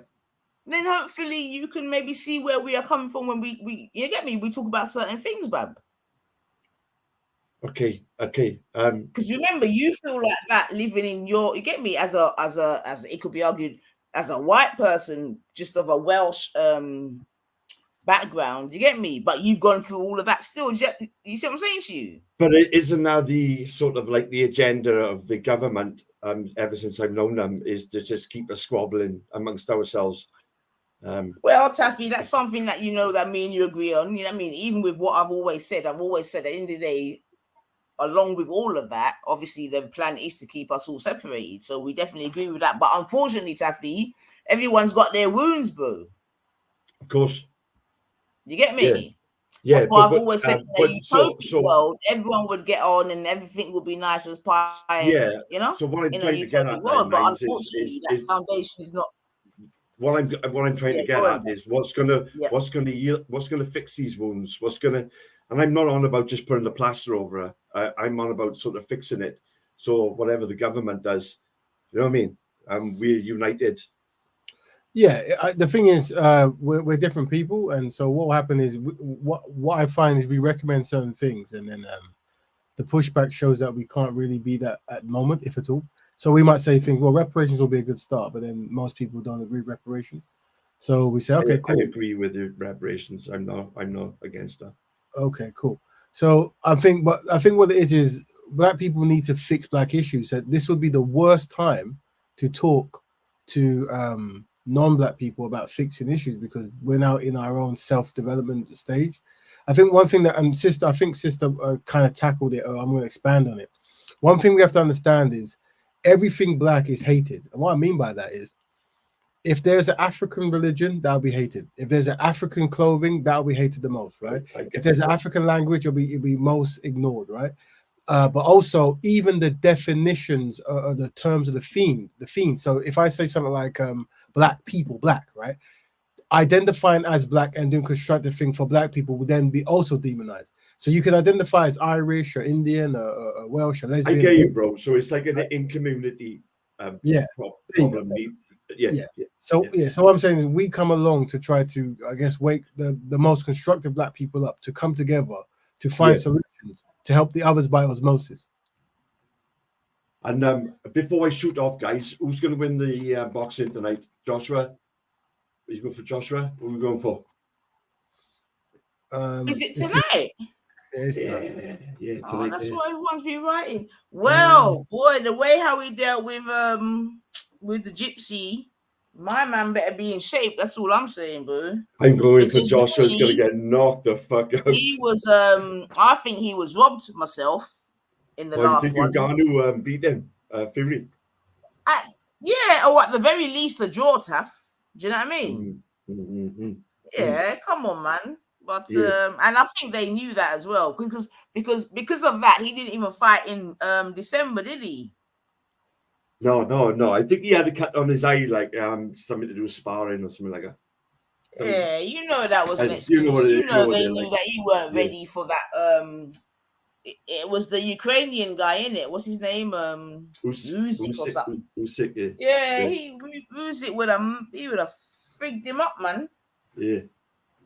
But okay, so it's tonight. All right. Anyone got any links? Come drop it to me. Thank you. You know, hard times in that. So who are you going for, Joshua? Who are you going for, Joshua? I'm actually. That's actually a mad one, actually. I have got a link for you, love. Yeah. Hold on. Oh, drop it in the back, Tough, man. Come on, man. Yeah. They might call us pirates, illegal broadcasters. Just because they play what the people want. Yeah. Dodgy dealings, say nothing. Someone. Dominic. Even Dominic's coming in. That's why I like my community. Do you know what I mean? Come on. All right. So ST. All right. Stream TV app. Thank you, Dominic. Appreciate that, bub. It's in the back chat there for you pirate watchers. All right, Don't blame Taff. Appreciate that. I'm gonna just copy that right now. Nice one, sister. And put that in my new tab. Ready to go. Are you pining earlier as well, Nines, for Klopp? You don't think he's gonna, or you were hoping he's not gonna go at the end of the season? You think? Yeah, I asked Heaven what he thought today, and even to be honest, I also think he's gonna go. Do you know what I mean? Because I think he is a man of his word. Do you know what I mean? Yeah. And like I said, Taff, before, I said that there's gonna be a lot of grown men crying on that day, Taff. You know what I mean? I'm sure I'm gonna shed a tear my own self, mate. I have no compulsion in telling you that, mate. I'm gonna shed a fucking tear my own goddamn self. Trust me. Yeah. Trust me. Yeah. And you know, it's one of them ones, Taff, when you don't know what you got till it's gone, or you don't know how good you've had it. 100%. It's gone. 100%. Yeah. See nothing. We might have a cry together. I'm telling you, man. I'm telling you, man. God, trust me. Like, it's gone so quick as well, Taff. You know, it's gone so quick as well. He's 9-year tenure. It's gone very quick, man. A lot of things have happened in that time, man. Yeah, well, spring is here now. Don't blink, like. You know what I mean, summer will be here. Yeah. Yeah, it's only a couple of months and the season's gone, man. Get your vests So it's on. not long now. Get your hoodies back in the wardrobe. Put the scarf away. Get the bobble hat away. Maybe we should all buck up, Taff. Maybe you need to, because I know you're not even too far from Liverpool. Maybe we can all buck up with Heathen and that. You know what I mean? And just yeah. So me and you know Dave, innit? Dave Smith. Yeah. So we was on about getting together and maybe going to Speaker's Corner in the summer. So that could be interesting still. Yeah, I mean, we can do that. That's not as exciting for me still, but yeah, we can do that, man. But I'm definitely going to be going up to Liverpool in the summer, though. Do you know what I mean? 100%. Yeah.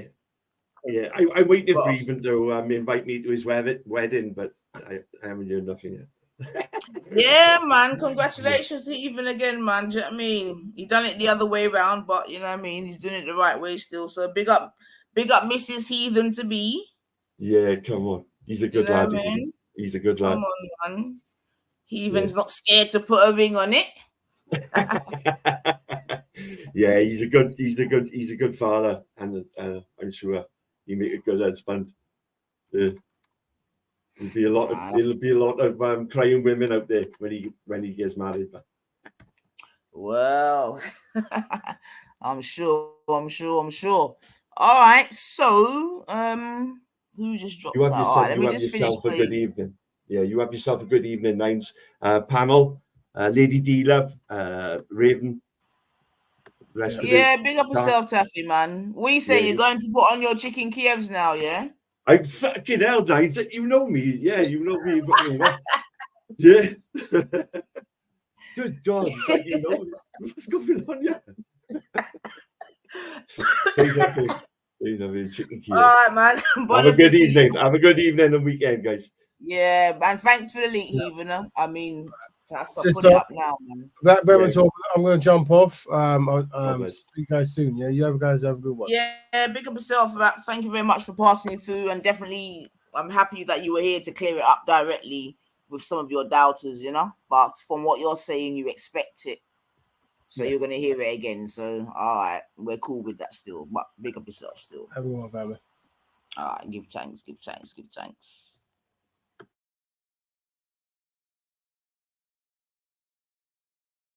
Yo, Divine.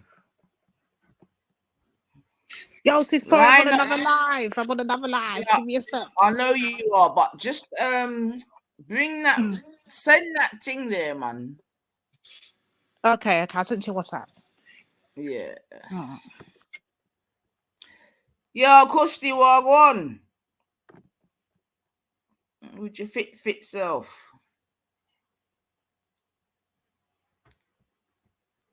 All right. Let's get back to it.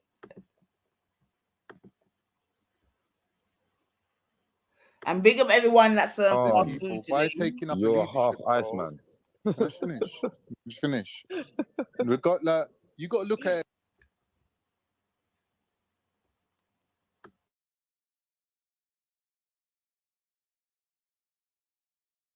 as universal. You can't just look at it as just this one particular incident of someone coming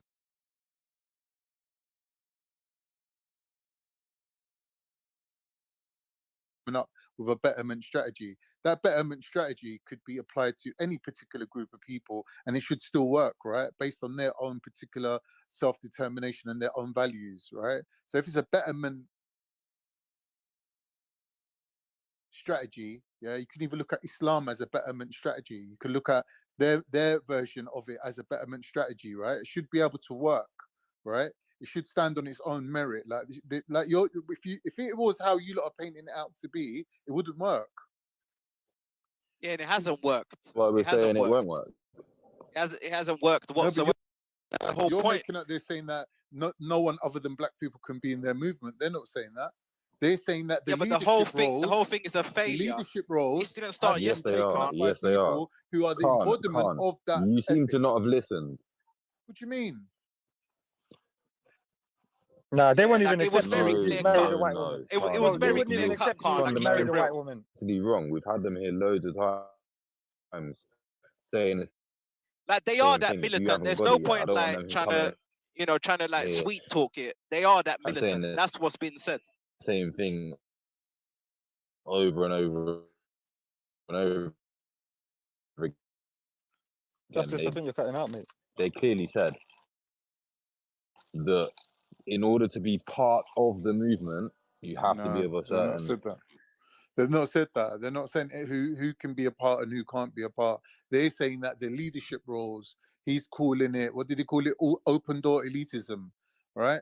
He's saying that basically. Mate, you can't even get through the front door. Explain that to me. If I'm not even getting in the venue, explain that to me.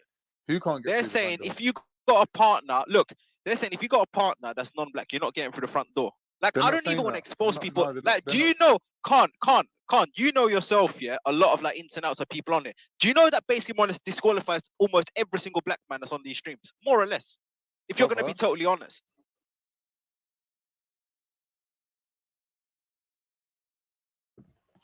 So, Suge believes that Rap Raven's black betterment and his closed door policy would basically disqualify, and I'm not in any disagreement to be fair, but it would basically disqualify most of the black men in this side of YouTube. What does the panel think to that? All right. If you look at the slides that he's put, where he's showing that there is a process of black people becoming white people, right? And he's saying that they're putting forward a strategy for mixed race people to marry back into black people and become more blacker. Yeah, he's saying that that's what they're promoting. So obviously, for you to get not promoted, sorry, but for you to get influenced by their ideology, you have to be part of their group. You can't be from the outside of their group. Khan, would you be equally supportive of? Yeah, but Khan, would you equally support white people who said to all mixed race people, please marry into more and more whiteness so that you get rid of the blackness that's already in your genes? Yeah, but because we're living in a why would anybody encourage someone to do that? That doesn't need to be said. That doesn't need to be said.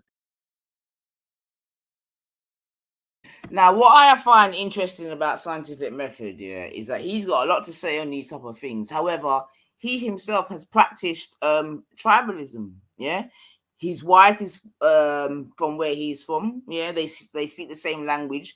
The only difference is, I believe, she is maybe a Muslim and practicing, and he's not. But apart from that, he is practicing the same thing that Rap Raven is speaking about. And again, that's why I find it interesting, man, because you got a person like Scientific now that's got something to say, but you're practicing the same thing. And that's why I say, that's why I asked the question before, like, is it more problematic when black folks, quote unquote, practice tribalism? Do you know what I mean? Because ultimately other nations don't want black folks to be successful and progressive, etc., etc., etc. I asked Schiffer that question. He said yes. I asked Raven the question. He said yes. I think Khan also said yes. So I'm waiting for someone else to say no. Maybe Suge, because I know you're in the bushes, Pum Pum. Maybe you think different. You know what I mean? Because you got a lot to say here. So let me just post the thing just in case you find the bollocks to jump on and not talk about me when I'm not there. You know what I mean? Let's see if you got any bollocks. At least Disco Bunny jumped on still. You know what I mean? But all right. Because we're living in a white supremacist ideology where the whiter you are, the better off you are. So that slope, that bias is already in place. They don't need to say it or implement a strategy to ensure it, because that's actually part of the lay of the land of living in this country. No, I don't I just think it sounds like a mess, to be honest with you. Complete mess. And that's why it's never taken off. Like, if you look at the whole policies and the shit that he talks, he walks around. I was having a conversation with someone the other day. He walks around talking about black people are inadequate constantly. So we have to accept that we are, globally inadequate and we're all inadequate. I don't and I'm just like, bro. Again, a blatant misrepresentation. He clearly says collectively, like, and this is what I'm trying to say, man. Anyway, like I said, I'm going to try and take a leaf out of that Ravens book still. And I'm just going to correct you. He doesn't say inadequate. He says collectively inadequate. I don't agree with him saying that, but you got to understand psychologically why he's saying it. Because anyone could turn around and say to him, you've come up with this whole entire strategy, right? You've come up with this whole entire theology or philosophical approach to whatever it is. Why does anyone need you to be the leader? Why does anyone need your ideology? And he has to show that, listen, this whole thing is addressing a need. There is a direct need for this to come into place. Now, if you don't identify the need that you're fulfilling, then you're just basically fabricated need. So it's important for him to identify his unique so Suge isn't even identifying with what that Raven is saying. He said it's fabricated. Woo! Cognitive dissonance, man. He said it's fabricated. Suge, you're a fussy, fam. You're an actual fussy. And you're scared of your shadow, Suge. You've been groomed, Suge. You're one of the youths then that I say that England has groomed. Do you understand what I'm saying to you? Yeah, you've been groomed, bro. Groomed. Let's go. We aim to fix it. This is the solution for it. Can I say something, Con? Yeah, because what you said a minute ago Creating a problem. Really sat in my head for a second there. Yeah? So what I'm thinking is this, just follow through with me on this. Yeah. So if it's a fact and it's a well-known, established fact, yeah, that the whiter you are, the better off you are, the better life you have, the more money you have, the less problems you have. If that's a true fact, then wouldn't it make more sense for people to tell mixed race people, whiten yourselves and your future generations as much as possible, so they have a better life? Is that what you're saying? Wouldn't that be logical? Yeah, but that would be it wouldn't be logical saying go into the category. Well, it's actually interesting that you say that method, yeah, because depending on what side of the tracks you're on, will depend what you think. Because remember, we've got someone like what's his name? What's that guy called? Danny Osco, okay, with his black and white unite kind of thing. But he is on record as saying that he's glad that his baby mother, I think she might be Spanish or something, and he said that he's glad that his child doesn't necessarily present as black, yeah, because he believes that because she obviously looks more white than black, that she'll have an easier time of it, you know. So there you go, method. So there are people that think in that way, to be fair, and that's definitely not even unique. Gives you the worst life. It's totally hypocrisy. Your future generations will have the worst and worst life. If we're talking about a group of people who are a diaspora, yeah, let's say, for example, Turkish Cypriots that have left Cyprus and come to live in England, right? And there's a small group of them. Now, unless they maintain their numbers, there's no point having any betterment strategy for them because they're going to run out of people. Sooner or later, everyone's going to run out of black people. Everyone will marry into white people and disappear, which is what's happened. Science touching on an ill point though, because he is though. Because he's not. I always am. His point. I'm either going to be able to explain why, one sec, or you're going to continue saying no. He's going to tell you why not first. First, he's going to tell you why not. What you're talking about, scientific, is an individual betterment. You're saying as an individual, what would be the best thing for me to do? Hold on. I wanted to give an observation and an analysis of this point. Why did yours trump mine again? Are you talking to me?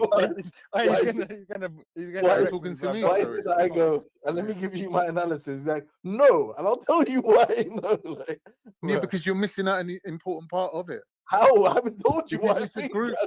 It's a group thing. I said to you, I gave you the example. Can't you explain the group thing? Just let and there's now no. Hold on. How do you know that what I was going to say and that it was erroneous? How do you know? What do you mean? He landed his point. No, what I allowed him.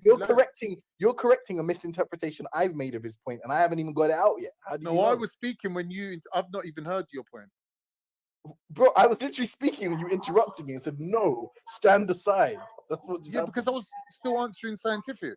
Yeah, but his reasoning about my point is gonna. He said that I made a point, but subtly he's seen an angle that makes my point even deeper than what I had maybe. All right, No, cool. not Then, necessarily. then I Then get to answer both of you at the same it's just time. Then. touching on something very Are you interesting. saying I should Which is, answer both of your you points might at the even same agree. time? Is that what you're saying? if we all agree there aren't any inherent qualities that any particular racial group possesses, and we just have Homo sapiens sapiens Yeah. that and some bear, greater genetic similarity to us than others, and that's what we call relatives, and some share some cultures. If you want to say that it's just purely a cultural thing, then yeah, scientific makes a good point where it's like, okay, well, then if you dispense with some particular culture and adopt a new culture, and like race as a fundamental kind of aspect or component doesn't even really matter that much, other than like it's being used to discriminate against you, then what would it matter if the successive like all you should really care about is the successive generations you possess improving culturally and living in under better conditions and in better circumstances, right? That's what you should care about. And if it just so happens that some of them have like a paler hue, why is that like, why does that matter? Why is that important in the slightest? And an interesting thought.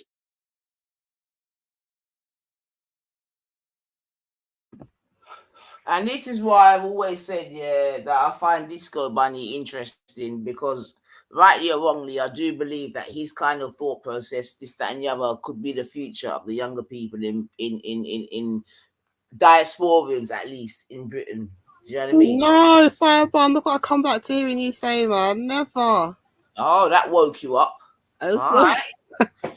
All right. You know, I got to do it is. Sorry. All right. No problem. But the thing is, though, did you hear what he just said, though? Or did you hear the way in which he's trying to reason out certain things, yeah? No, I block him out. Can you do a brief summary of what he was saying? Yeah. I do think that's sort of indicative. Well, how can I summarize it? You know the thing already, Kushti, innit? You know he's going to be pushing back against anything like that. You get me? And he's obviously here just waffling along. Do you know what I mean? To be fair, but let me just make it play still. Experiment to do is I remember having a debate a long time ago with someone about whether or not it was moral or morally acceptable if you were a deaf couple to intentionally genetically modify your child so that they have a disability that reflects your own. Basically, like, is it moral, right? Right. Is it ethical to basically request that your child? So, Kushti, let me ask you a question, yeah?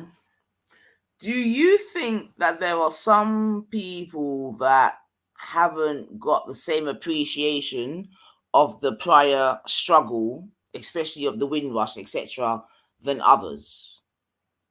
Like, do you believe that some of us place more of a significance upon the journey of, like I said, the Windrush, for example, than others? Definitely.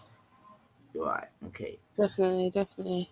And do you think it's an age thing, a cultural thing, or what could be another thing? Mindset. I think it's mindset. Yeah, exactly. Or mindset, to be fair, yeah. Yeah, I think it's mindset. Mindset. Okay, Yeah. okay. So say someone like Disco Bunny, yeah? I believe he's probably, I think he said he grew up he's born in the 90s or whatever, yeah? Yeah. So I'm gonna presume that he's in his 30s or whatever, yeah? Yeah, just about. We saying just about? Well, it depends on the 90s, really, but yeah. Okay, well, I think he's well into his 30s still. You know what I You mean? think so? Yeah, he ain't a little boy. You know what I mean?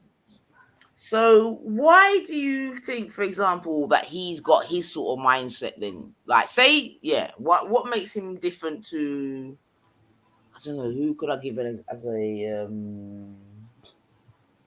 say to a young Caribbean, for example? I don't know if that's a good comparison, but I was laughing inside hearing you struggle. I was fucking raw. Are you gonna? You know I'm talking, innit? Yeah. I know you're talking. I'm just using him because he's quite, you know what I mean? He's quite pro, innit? So what would you say would be the differences between them two? And I would, you know what I mean? And we put them in a similar age category. Obviously, one's West Indian, one's slightly anonymous, but word on the street is that he's Somalian. But that's it, and on its own, like you coming onto a set with the rhetoric that he came on, like from time he came, I mean, number one, he was liming with Real and them lot apparently, innit? He was just one of the new ones that just come true and stuck around. And even when he come true, all of his he didn't even he's only now saying that he's black. No, that's the thing. He's like, that's what I'm saying. He's an extreme. Like, when he first came back the place, that he was batting some pro-black agenda. I'm like, I don't remember that. Do you remember that? Biggest rubbish ever. Yeah, that's what I'm saying. When I saw that clip, I was like, yeah, that's what I'm saying. Just done. Literally. Man's a liar, man. So you're saying, okay, so he was around. You I remember him from you come true as a pro-black, the hardest pro-militant pro-black, yet you come true and wouldn't say that you're black. Like what? That's do you know what? Like, that's why, like, them things that I don't even waste energy on the car. You have to be something loose in your head to even think anything that boy says makes any sense anymore. Anyway, like, of course you can claim it now. Because before they was on to Bysore showing himself, I remember what's his name from Birmingham? What's my guy called? Oh God, man. What's my guy from Birmingham called? Is it Esau? Not Esau. Oh shit. What's his name? Anyway, one of the Birmingham youths, I still remember his name. He used to tell James, because he used to say, James, you're a white man. No one can tell me you're a black man. Show me your hand. Go on. Just show me your hand. What was his name? He was a Hebrew Israelite. Oh, man. I can't remember his name. Ezra. That's it. Thank you. Oh, yeah. Thank you, Street Hadouken. Thank you. Yo, that's what I'm telling you. My subscribers, they're bolting up. Ezra. You remember when Ezra used to say, yo, show me your hand, just a finger. But he wasn't the only one. Now it's like enough people. This man weren't rated. Like, come on now. Like, was he the only one? No. I mean, come on. Like, he can only fool the fools, man. Yeah. Like, you know what it is. That's what I'm saying. For you to use his as an example for all the youths, that's dread. Do you know what I mean? I wouldn't say that. Like, he's no, but I hear that. But I do. I like I said, I definitely said from before you get me that I do find him interesting because you know what I mean. He's he could be rightly or wrongly, but. Yeah. I don't know that when you communicate with him, more times the only time I see him communicating is on black betterment business to obviously disrupt it. And before that, it was like anything that we'd like back in the day when it was like more of us and was all like kicking joke, he'd not really come true. Like if he did come true, he'd dead out the thing. So for me, it's just like, I don't know. Like, I'm definitely one of the ones in camp that don't believe he's black. And I've said that. There's no way. But it's like, if he is, he doesn't come across a youth that's... when we're all having, even with people, that we can say that I've said, because you weren't the only one on that panel, right? But certain man can come true and you can have a cultural discussion with them or... You know what I mean? Like, it feels like it's familiar. Do you understand? Whereas with him, it don't come across like that. Like, it don't feel like he just don't click. He's always off key. It's always off beat. It's always just off. So I don't know. Like, I honestly, I don't know about that one. And I just think, just like outsiders who always want to be, like the scientifics and all them, like always the cons, always latching on. they want to be attached to blackness. Like I've said from the get-go, you won't catch me on any of these kind of black betterments for any other community. These heads will sit on and get enjoyment, jump on a panel, and even think they can chime through like they give free reign to scientific to do. Do you know what I mean? So there's something in us, but until we start recognizing the different fractions around us, it's just going to be a continual confusion. But that youth there, he's an extreme youth. Like if you actually check it, like Schiffer, we've had arguments with Schiffer, had arguments with bare stuff, but I've been able to sit down and have a cultural kind of thing with. I've heard you say it's the only thing that you can talk to JJ about is football. Facts. It's just like, so yeah, and you're gonna have them ones that like maybe, you know, they're just not really a part of it, or they've not been around it or whatever for time, and they're either ultra like a revert, or they're a him. Anything to do with blackness, talk about. I remember one point, yeah, I was listening, yeah, because you and Schiffer was holding a good convo as well about like relationships and stuff, and I think Schiffer was saying to JJ like, but there's something about a black woman, like, you know, like a black mum or something like that, and man went, anyways, you know, like he don't get it, like he's always off. Like I'm not even. Obviously, Schiffer's not talking about black love, you know. He was just talking about the essence of a black woman. And it's like there's these little intricacies where he's always off on that. Like there's nothing relatable to culture. Do you understand? That's just the way I see it, man. That's why, like, that's a hard for real, man. And again, trying to take a leaf out of Rap Raven's book, yeah. When it comes to Schiffer, yeah, I think. Depending on the environment that Schiffer's in will depend. Like he's a little bit of a chameleon, innit? You get me? So I feel like when he's around the love and the vibrations, that's what he's gonna present. Do you know what I mean? And if he's elsewhere, yeah. So that's what I was saying. Well, definitely, because it was even demonstrated on what you're playing. Because I was like, right, I couldn't even believe that. Obviously, I haven't been around there, so I haven't seen. Well, not for long, but actually, every time I've been on there, it has been something to do with black betterment. But I just didn't know they were guarding like this. Do you understand? So I was just like, I don't know. Man, Rap Raven's collecting souls out here, man. But it's like certain heads, you'll hear them talk about certain things, depending on who they're in the panel with or who they talk to. They'll say one thing one way. The vibrations one way. Even this Carnito, man, he's the Turk, you know, the spook who's sat next behind the door.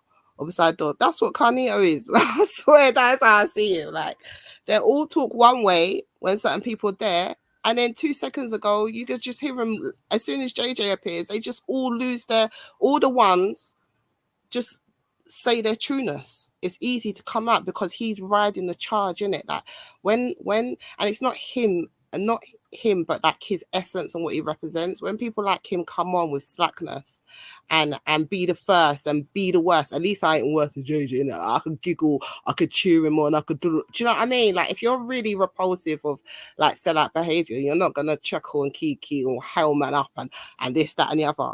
And then on top of that, because he ain't even good at it, they over laugh, they over analyze, they over make it great. When, like you said, most of the stuff he does is remix it.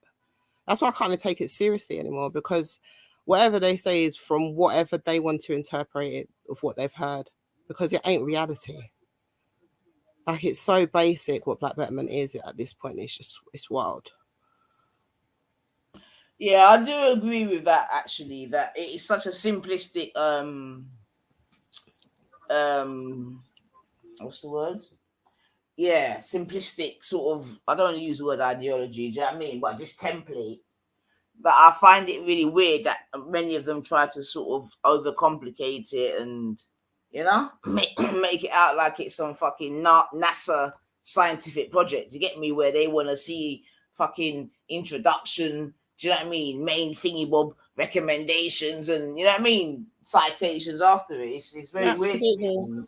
And you know what I mean? everything absolutely, and everything that black betterment encompasses is every other group or movement that we've been behind encompass. Do you know what I mean? Literally. So when certain heads act like, oh my days, like when they were doing the whole, oh, you have no friends, I was just like, yeah, Like, that's why you got to give Raven props. That's what I've been saying to you. You've got to give him props for being able to handle it. Indeed. Like, to I actually agree with handle it. that And the thing is, he's prepared to deal with that level, that stage, you know. Like, to deal with that level of stage within our community all the time and still turn around and say, I love black people. There's people who have had one hurt by a black person, you know, and they hate black people, you know. That's true. That's this very man true. has to hear the ignorance constantly. It's like, yes, brother. Yes, sister. Yes, like, raw. No, that's true, man. And that's why I'm saying I'm going to take a leaf out of that Ravens book. You get me? Any of the man them that are hurt, come and suck on my titty, man. Friday night free titty, man. Because they're hurt. What are you going to do? A lot of them, they're hurting, man. They are literally hurting, man. But like you always say, the answer is not to be weak. Like, what are you going to do? Start mollycoddling them. You're going to burp them as well after they're finished. I think that's what they want, though, Kush. I'll be real. I don't know what else to do. But that's not the method to give like a petulant child what they want. No, but maybe they're not. Remember, you know what I mean? True enough for them, they're not getting no real black titty in it. So they're withdrawing. I think that's why I get a lot of hate, man. Do you know what? Yeah, you're doing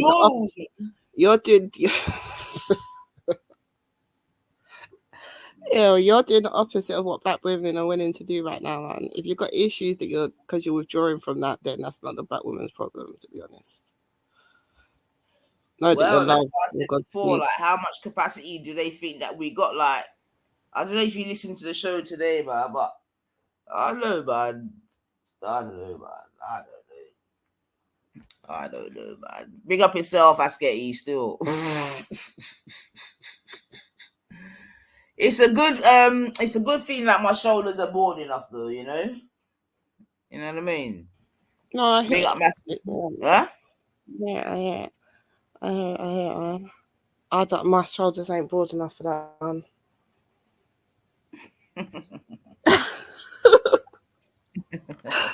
Not for that. No matter how much times I go gym, it will never be broad enough for that. I'll tell you one thing though. It's a good thing social media got me a little bit when I was a little bit older still. You get me? Because like them man you wouldn't even the younger Ninefa. Oh my gosh. Woo!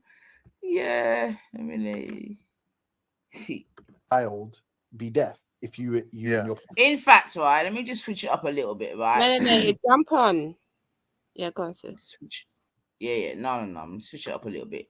So you know, Pussy Sued said that I got roasted and all this shit, right? So let's actually play the actual thing of what actually happened.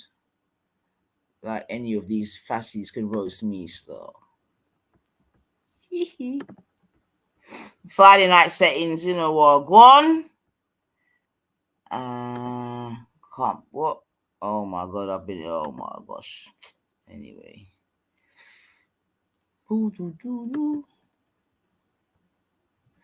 Right. So this is what man them are calling a roasting, man. Let me just play this whilst I go and season up a bit of meat. What the fuck? And I'm late too. Yeah, you know what I mean? Soon time, man. In a real life.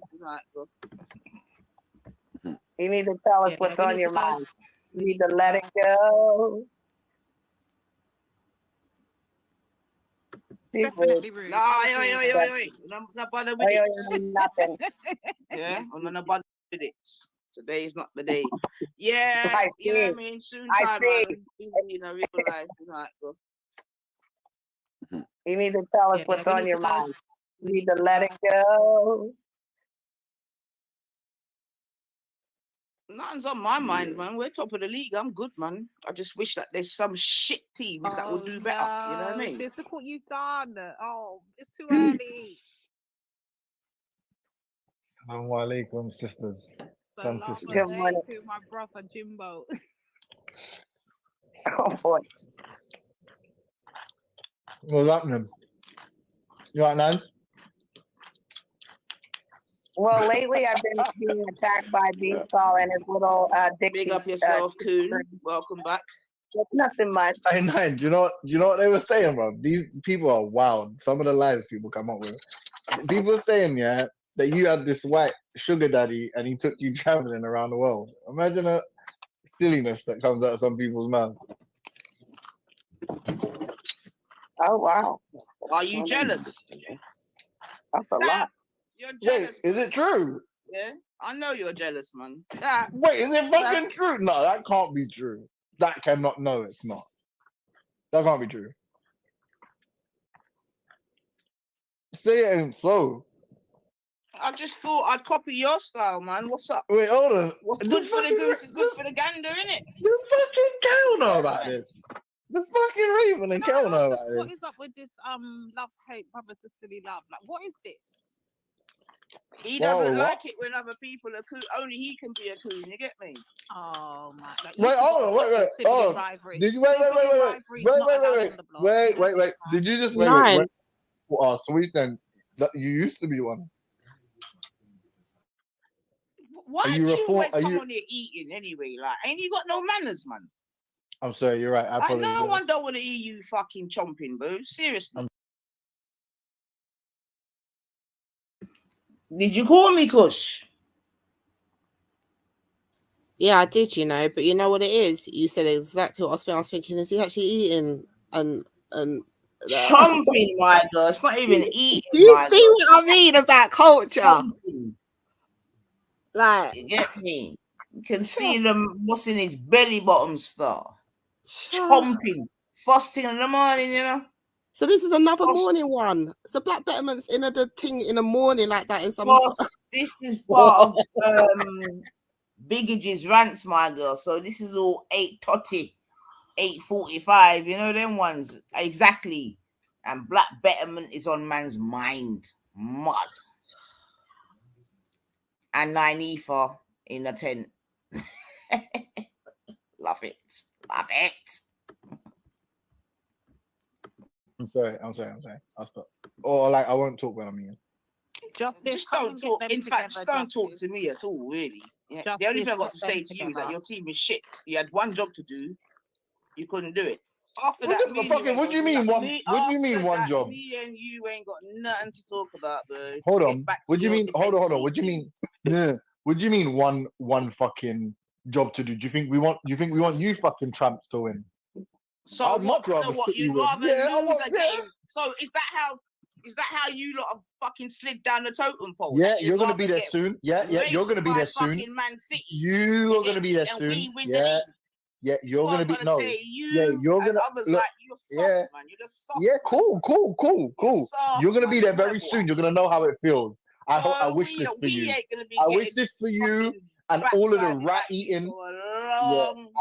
I wish. Listen. I wish this for you. I wish this for you. And all of the rat eating, burgling supporters of that fucking bastard team. Man, you're shit, man. Let's get back to your whatever you say. Soon come in it. I can't wait. I cannot wait. New stadium, you know what I'm saying? New Trafford and all that. I can't wait. You motherfuckers are gonna be crying for years to come. You're gonna be begging. You're gonna be. Yeah. Yo, we're talking about the richest. You're talking about. Listen. Remember who owns you lot in it. Remember who owns you lot in it. Watch when this thing. Watch when Klopp leaves. Watch when Klopp leaves. You're gonna be crying. You're gonna go back to where you fucking came from. Another 30 years. Yo, listen, your son, listen, your kid's gonna be in a fucking retirement home. Your kid's gonna be in a fucking retirement home the next time you make his challenge for the league again. You're triggered. You ain't one thesaurus word in your rant. Shut up, man. Get away from deal with this. This is crazy.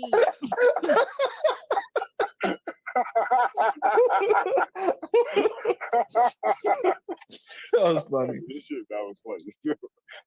Oh man. So this is how we say good morning to each another now, yeah, James? This is what we're doing to your sisters, yeah? What do you mean? This is how you're supposed to say good morning. Is this what it is when you see your sister Nines? That was basically our good morning. That's our good morning. This ain't Oh, no, you know, Divine, listen, this ain't no brother of mine. You see? Mm. I'm quite a my feel God. one, and my brother this. My brothers don't operate like this fucking, so you can have this one, fam. Oh, I'm okay. all no, but you went mad though. You went mad though. Imagine you said you were a retired sellout. That's wild, bro. Man said you used to be Are and you all still that. are you still thinking I said about you're that a fucking 5 minutes reformed. ago, chat, Bridget? I'm just saying that's kind of wild though, bro. That's So crazy. just turn to your left. Man said I'm a Turn reformed to your sellout. left and tell her I what bought I in. just said. Hey, she bought back in. Turn she to bought your back in. left and tell her what I just said. She bought back in. Oh boy. Nah! And check if she uses a flannel. Are you drunk right now? That's what I'm saying. I'm pissed. I'm pissed No, out you of do my head. no, but you do sound a bit Always, different, though. whenever I get onto you, I always sound drunk. You're a dickhead, man. Shut up, man. That's not true. That's not true. Yeah, Sometimes you're you a sound dickhead, sober. man. You know what I mean? Disrespect. Today you sound must drunk. think you're talking to your mother-in-law about am I drunk? Wait, who's his mother-in-law? I'm so lost. Who's the mother-in-law?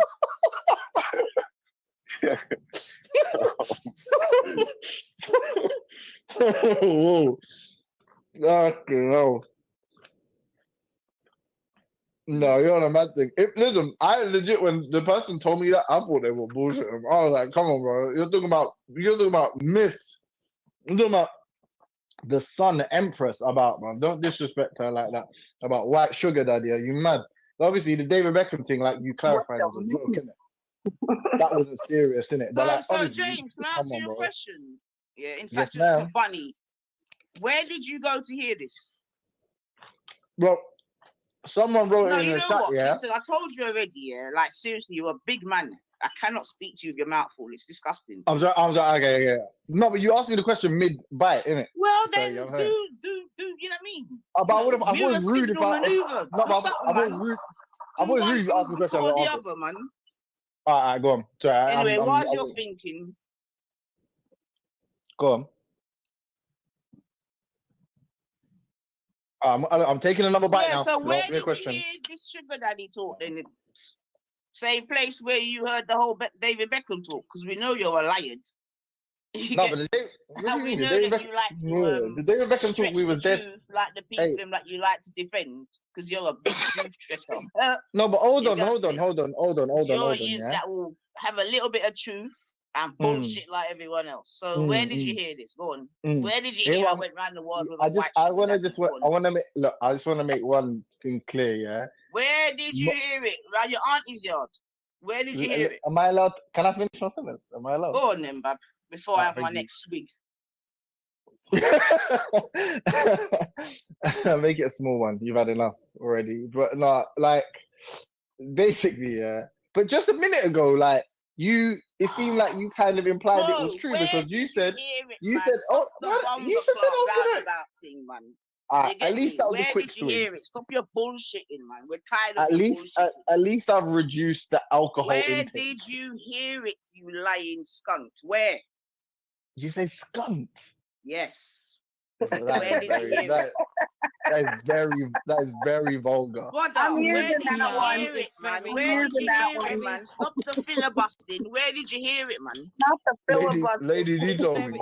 It's very Guyanan, so that's what you're hearing, James. Lady D told me. What's I told Lady you what? D told you what? No, I'm playing. No, someone wrote in the chat. And I can't remember who I asked. I know who I asked. I don't want to say their name because I don't know. You might be rude to them. Do you know what I mean? James, but they confirmed it. I don't want to die. No, but what does it matter? Is it true or not? What is he eating? Is it true or not that you've traveled the world? Listen, is it true or not that you travel the world with some white guy who is paying for you or whatever? Is that true? I don't know. Is it true? Is it not? I don't know. Okay, cool. I've definitely traveled the world, but it was not my sugar daddy. And if you listen to if you stop going around, if you stop going around your auntie's yard, You get me? And come to the real thing. You will hear me talk about these things, bro. Wait, the only with reason a white why guy people though? can be safe. What do you mean with a white guy? What do you mean? I don't know what was unclear So about hold on a that. minute, James. Let me ask you something. Wait. Why are you surprised he's a white guy, James? First question. No, is it though? No, I want to know how much of what they said was true. Why I don't know. would you be surprised that Nynifa has got a white friend? Tell me. A white boyfriend? No, James, a white friend. Why it's like it's a platonic friend. Yes, James. Obviously, the people in the chat and the trolls, they want it to be something else because, you know, I've heard all different versions. But me and my mate Matthew have definitely travelled the world 100%. He's my mate from primary school. He's my mate till today. I saw it go. Problem? No, yeah, so go. No, all right, yeah, bless. Yeah, that's your business, bro. It's not my business. You want to know where we've been? The world, isn't it? Oh, allegedly. Right then. You get me? So that's a fact. But no, he's not my sugar daddy. No, he wasn't my lover. Nothing like that. What's the problem? And I'm still pro-black. I was pro-black then, pro-black now, pro-black with him. We've had the most pro-black conversations in the most beautiful places in the world. Problem? Oh, hold on. No. So, James, are you saying because someone's pro-black, they cannot have white friends? Is that what we're trying to imply here? When did you hear me say that? No, because you're acting shocked like Nines has got anybody white around it. Like, I find that crazy. I mean, well, listen, the impression I got was that was so. The impression I got was that there was like an old white guy that whisked her around the world. You know when James is cracking up, you know he's being a lying cunt, innit? And this is why I tell you this is why I'm saying me and you can't make tea, brethren. Because in a real life, you are a lying coon scunt. And that's why me and you can't make tea. Because the truth is out there. Before the people them just stick to the truth. Now he's a sugar daddy. Now you get me? All because what? All because Nynifa's what? Pro-black. But you lot can do what you lot do. It's a problem. But what? Because Nynifa. Oh, what I'm telling them. Yo, hey, I can start. No, hey, Belly. I can man say in the chat. Oh, sorry, you're right. Big up Matthew, my mate. Hey, but wait, but didn't. See him, yeah? Hey, but wait. You see him there? See him there? Yeah, see the boy there. Big up Matthew. Big up Matthew. No biggie. I can't see him. I see my phone. Ain't no biggie. And Nina. But Raven said black people. Nina, Raven said black people can't have no friends. You lot are stupid, man. The difference between me and man like you is we can travel the world, and it is just that we're traveling. You get me? You're basically travelers, isn't it? People like you now, you have to start. You're travelers. Collecting stray hairs and that. You man are travelers. Hey, what I'm trying to say though. Hey, I heard Raven said black people have no friends. 100%. Raven said black people have no friends. Why do you keep talking to me about why are you obsessed with Raven? No, that's what I said in the chat. It's a good question. It's a good question. Someone wrote that in the chat. Obsessed with Raven, man. Like you, man, really touched you, man, up, man. Yeah, big him up, still. No, but hold on, James. What has that got to do with Nine? If that's what Raven says and that's what Raven believes, what does that have to do with Nine? Ask if she agrees, innit? Why can't I not ask if she agrees with the opinion? Go on, ask her. Go on. I just did. I don't know. I said, Raven says this. What do you think? Raven says black people can't have no friends outside the race. What do you see, again, you're being retarded, man, because you know the context and the sense in which he's saying it. I don't know. You see, like, I'm retarded. Such a fucking coon, yeah. You know what I mean? First, like, how do you coon first thing in the morning, bro?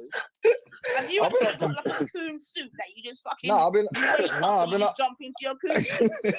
Listen, Nine. No, Nine. It's too early in the morning for that. Can we stick to Afrophobic or what's it? Blackophobic? What's the word, Belly? It's Afrophobia. Afrophobia. Can we? Wait, hold on. But wait, hang about. But no, Nines. I've been up since 4. Not early. Yeah, but he's both though. If you're going to be political about it, Divine. Okay. You get me? Because there is a difference. So what do you mean? Both. Wait, what's the difference again?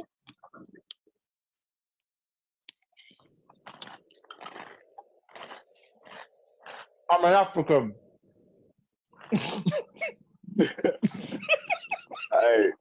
cuz you got to mute up while you're eating though. Cause Morning, Kelly. he said he got pause. He's got stuff in his mouth and that. Obviously, that's a wife. You didn't even say that. Hey, Belly, can you play the clip I sent Morning, you? whoever that was. Sorry, morning.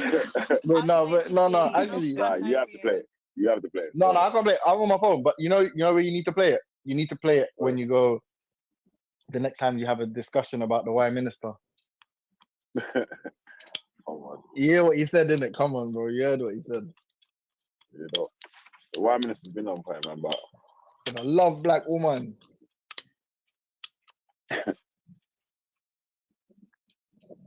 Yeah, bro, can we get James booked in for a mental evaluation? Like something's not right with him. Right. Oh yeah. Hey, you know what else someone showed me? I sent it to Veli and them as well. Did I send you that video, Veli, of that guy Nature Boy getting all these chicks to slap each other? no. Oh, yeah. Yeah, they gave this man life plus 10. The natural life plus 10. Yeah. So that you said when he's dead, then he's got to do an extra 10 years. Yeah, he's got Wow. He got to do 10 in the afterlife. You know what I'm saying? Yeah. Brother. If I was anyone, the last thing Yo, Nines. God damn. The These thing cold, is, man. here's the thing though. This is what people don't understand. Yeah, it's not against the law and it's not illegal to start a cult. That's not. Yeah, but these cult, man. What happened to Now hold on, bro. the Nuwapian dude? What's his No, name but again? hold on. This is what I was going to say. Like, it's not against the law. It's not illegal to start a cult, to be in a cult, to join a cult. What's illegal is when you start to abuse the members of the cult. That's what's illegal, and that's what yeah. And that's what I actually respect. I respect the women that leave the second the abuse starts. Like Lady D when Jedi was rude to her. Do you know what I mean? Like, I actually really respect that. And you know, I think it's important to have safe spaces like this one. These kind of, you know, women shelters and stuff to, you know what I'm saying, receive the women when they get abused by these cult leaders. You know? Yeah, man, he's though. Man, definitely try to crash my what they called? What's the thing called? Invitation. The invitations, yeah, the live show invitations now. Man, That's cool. We got you know the we boy got Randy on deck. dance. At least We got Randy. We got Randy on deck, man. Randy's got bare lawyers. Don't worry, man. We're good, man. It's all right, brother. Everything blessed. Hey, Randy's gonna try to take mandem to court soon, bro. So why? For kicking him out. You reckon? On to Randy. Why is everyone always on to Randy? yeah, Randy's gonna take the mandem to court soon, bro. Leave him alone, man. Let Randy do what he does. Man. Anyway, James, send me your email, man. I'll send you some pictures, man. You can go and salivate while they're in my church, bro. Right, I said let's exchange numbers. You went straight to nudes, man. Yeah, all right, I'll send it to you. I mean, Veli, forward that, innit? Forward that. Forward that. Yeah, man, forward it, man. I got enough pictures I can send you, man. No, Kelly, don't get super hype. I know the people that love to see it. The people them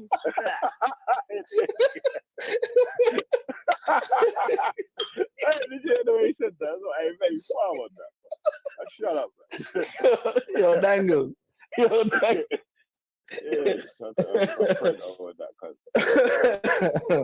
No, but big and serious though. Yeah, definitely, man. I'll definitely like to receive those photos. Yeah, man. You'll see some beautiful places around the world, man. No, I'm looking for one beautiful. No, yeah,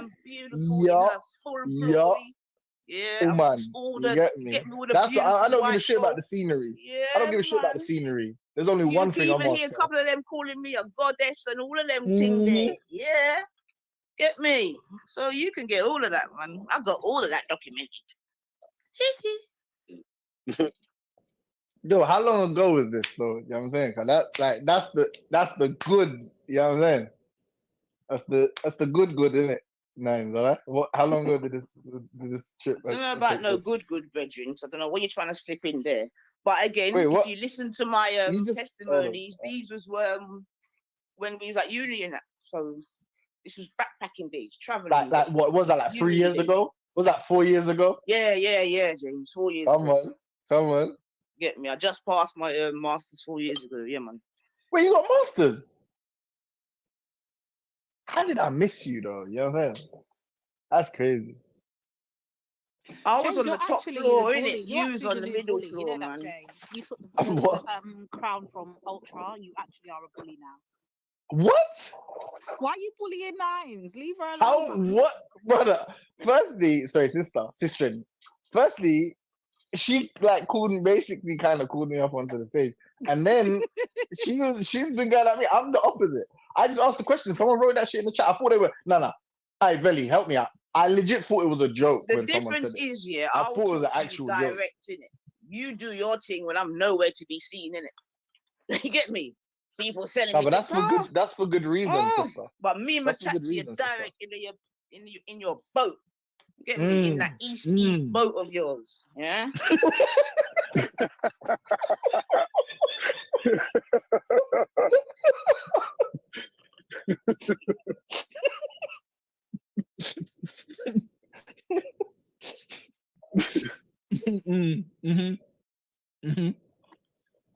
In the face. Kaylee, come back on and Natalie jump on too.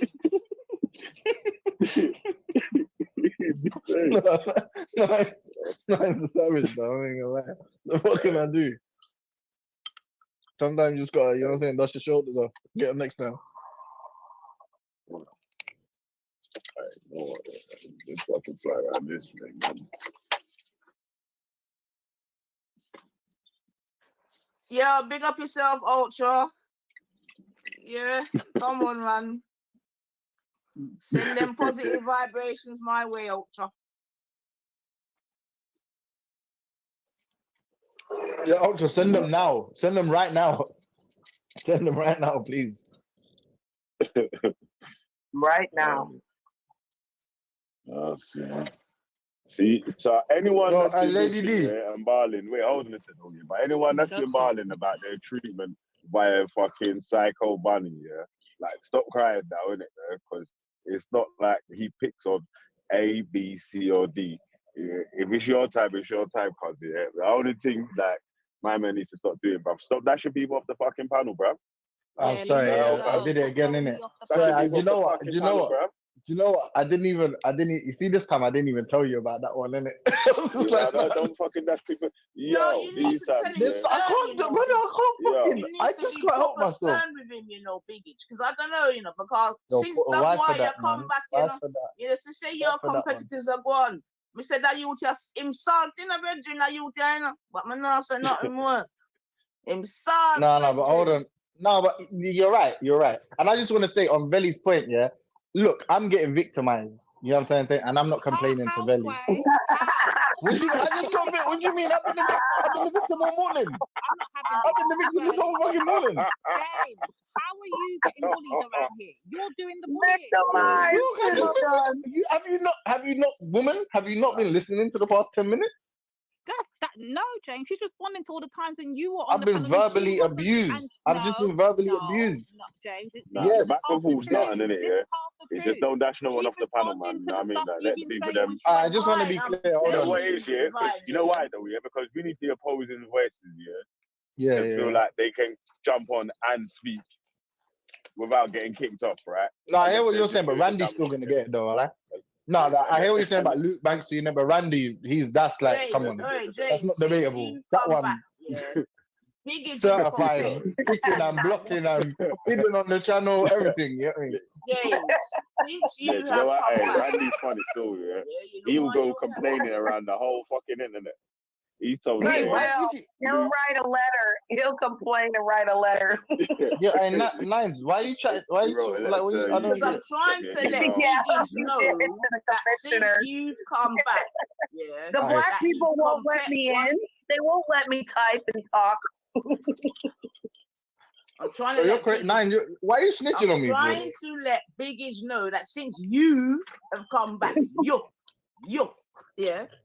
That his competitors are gone in virtue. I tell you. Is it? Yeah, I that tell who? you, so yes, Who's his competitor? Yeah. Who are his competitors? He's got enough competitors out here. Yeah, so Like, you need to name one. behave yourself. Name one. Name one. Nah, I'm not naming one. You're intelligent, apparently. Is one of the competitors the channel that you went to that time when you abandoned your own channel with the pro black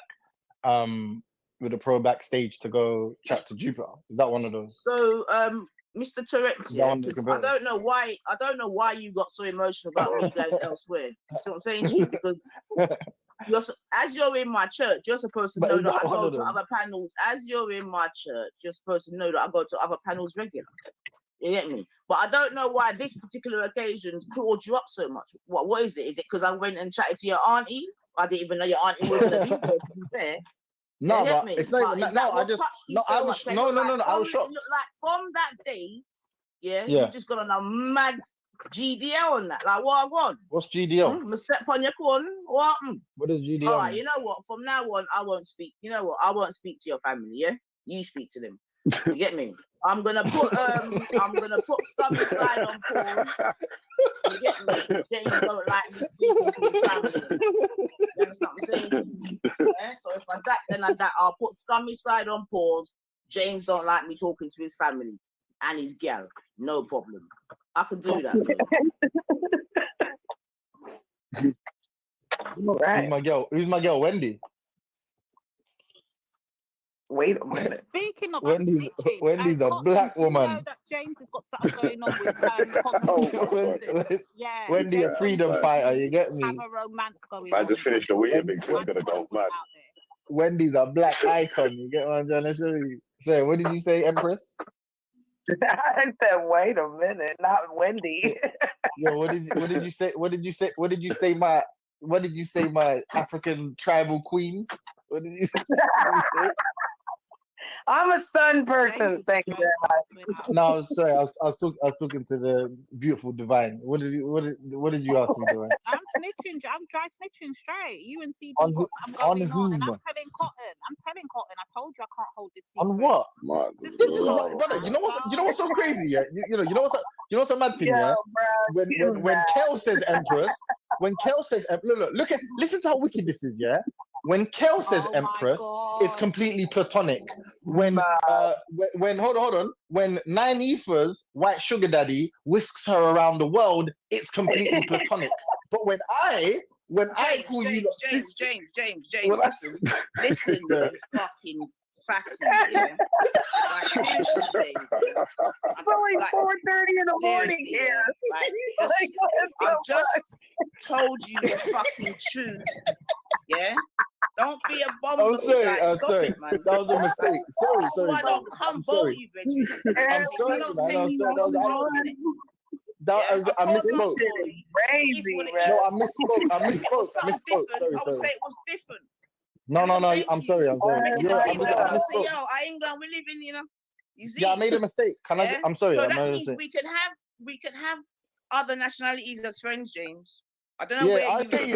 Sorry. Yeah, we don't have to lie down. You see? We don't have to intermingle. We can go out to dinner. We can fun. That was a mistake. We can do all sorts. It's the bit but where we you don't have to lie down. You went camping in it. That's right. Yeah. Look, that's not no, but this one I'm saying is, what I'm saying is, I'm sorry, my point was, my point. Yeah, we went to EOS. If you want to know the story, for 3 weeks. When in fact we went. No, you ain't gotta say it. I misspoke. I made a mistake. Well, now I am, bro, because now I'm one. All right, that's fair. That's fair. It brings back good memories. Yeah. Where have you been in the world, Mr. Theosaurus? Where have you been? Nowhere nice. Nah, come on. I know you've been east at the very least. No, where you been? No, I've never been to East Africa. That's a fact. Like, I'm not in trouble.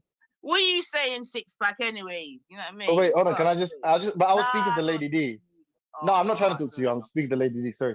But the point I'm making, I think, is really unfair. Is like I said, Kel can say sister, Empress, blah blah blah. What's his one name? Raven can say the same thing. Sorry, can I? Can I just finish? That's like money for too long. I'm talking to my sister. All right, sister. Me here, your sister. Me here, still. But so, like I'm saying, yeah. And then, okay, Kel can say, you know what I'm saying, and then boom, fucking Raven can say the same thing. Do you get what I'm saying? Shakara can say sistren. Nyanifa's platonic friend can share a fucking tent with her. Do you know what I'm saying? During the night, wherever at some kind of while they're traveling together and all of that. Yeah, I'm just saying that my point of view is that everyone accepts that these are all platonic instances, isn't it? Like when Nyanifa and them lot are spending the night together and shit. Yeah, and what the other examples I gave you. But when I just say sistren, when I say sistren, it's a mad thing. James. Can I just ask you one favor, I haven't please? finished, so I didn't finish. No, though. but you know that Can I- statement that you keep repeating about me and the tent. Can you do it with a little bit more, with a few more, a few more words? It doesn't sound very good the way you're doing it now. Be a little bit more. Yeah, bless up, Divine. Sorry about that. I was on a call, family, man, so I couldn't even get to do any commentary or nothing like that. So I don't even know where we're at in the video still. Are you not still talking about this thing here, yeah? Say that again, Dad. You got time to be giving this energy to James, for real. Okay, well, what are you saying? Like I said, No.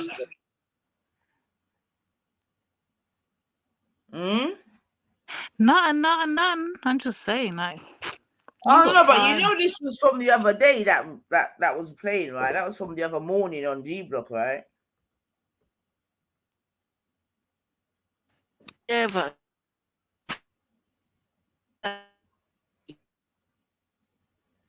you're buffering, Lodi. Huh? No, I said you were buffering still. Oh, hold on. I think you're back now.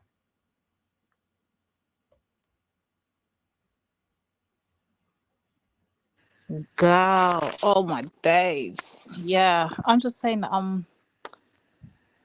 yeah, some people get their kicks and their dolphins start to swim in the big Atlantic Ocean when you give them these energies, like just man gets kicks and giggles out of it. He does it for entertainment purposes, so you already know what time it is.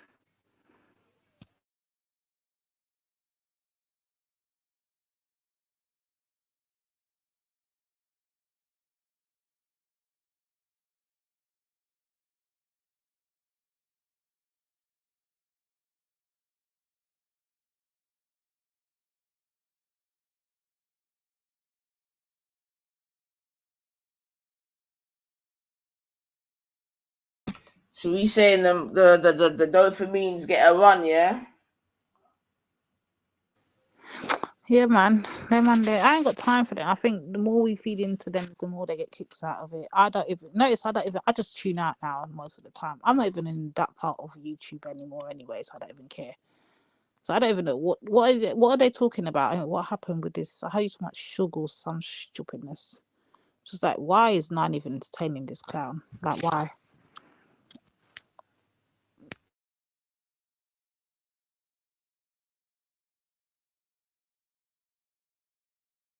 You wanna entertain some nature boy or something? What's going on over there? No. I've already done what I got to do over there. They're still live. I'm good. But I'm just saying, like, Sugar and all of them, man, there, you really got time. I just can't be asked with none of them. No, I don't even comment when they like whatever in it. If the man them ain't checking them, who are we? Let them do what they're doing. No, well, that's what I'm trying to say. Like, that Raven was here today, so he was able to respond to them directly still. I know him and Disco Bunny had a conversation, but I didn't catch it, to be honest. And I know him and Shiv had a conversation. That seemed to have went fairly well. And who else was there? So, yeah, man. But, yeah, man, you're thinking your man them opportunity to come on board, man. But I hear you still. I know nothing, man. You know what I mean? I know nothing. I'll soon lock off anyway, because it's been a good run. Friday setting. I hear that. Hi, Tessa, what you saying? When there? Oh yeah, Tessa jumped on, but he's probably doing something in the background still.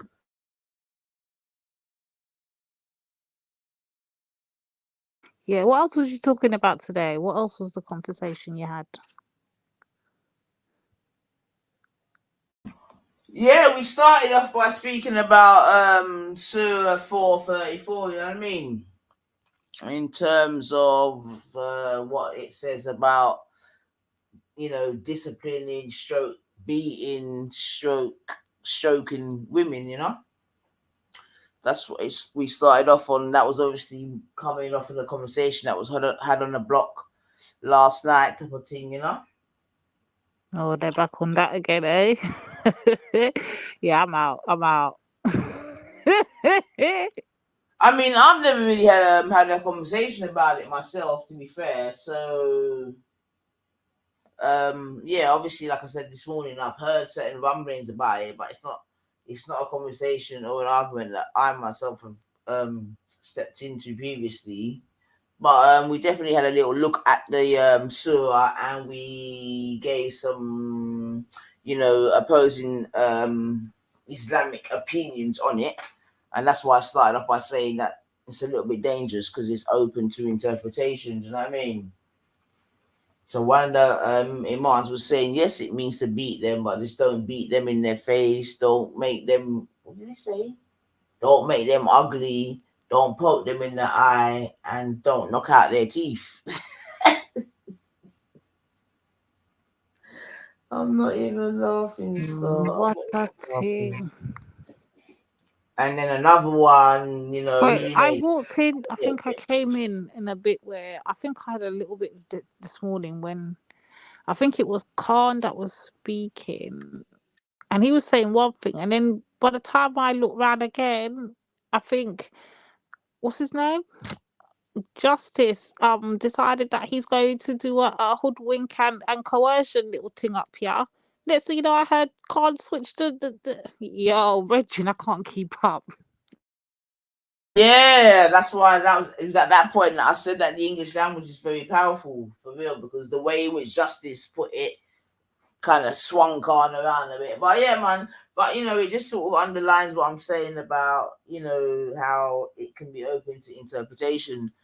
But unfortunately, I didn't get to even play any of the ladies, actually, to be fair.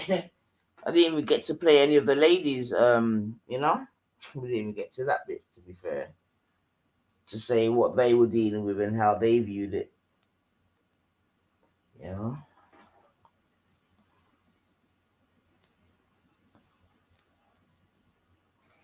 Oh, they're coming for Khan in the chat. Oh boy. Give me a sec, sis. I'm still on the other side, yeah. Hold on. Yeah, man, but I'm gonna bounce out soon anyway, family call. You don't know. I put in my shift. But yeah. I've got to do a couple of things here. No.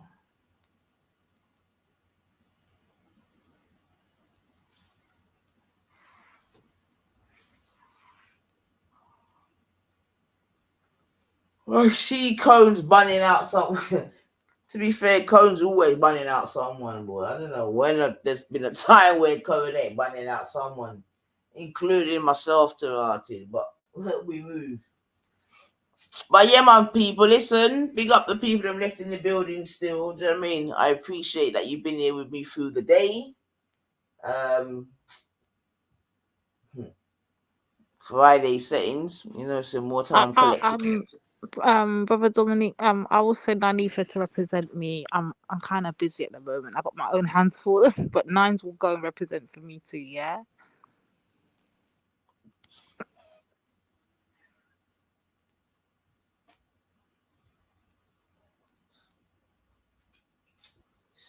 I don't know about that, Cone. I don't know, man, but we'll leave it there still, man.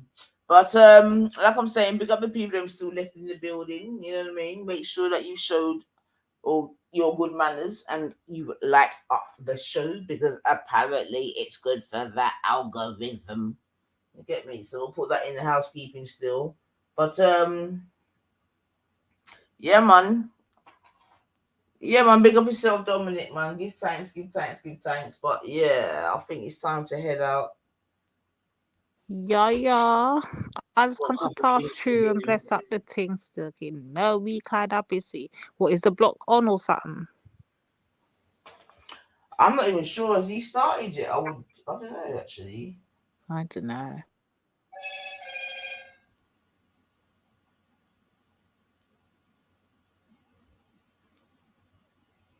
Top of the league. Top of the league. Top of the league. Liverpool are top of the league. And we are hunting. Yes, Liverpool are hunting. 5-1 in a year blood cleat. Hey, love it. Anyway, let me even get Divine Vex. The Friday night, yo. Huh? What's she talking about? Yo, my energy is gone today. You know, I feel so drained. Oh my gosh.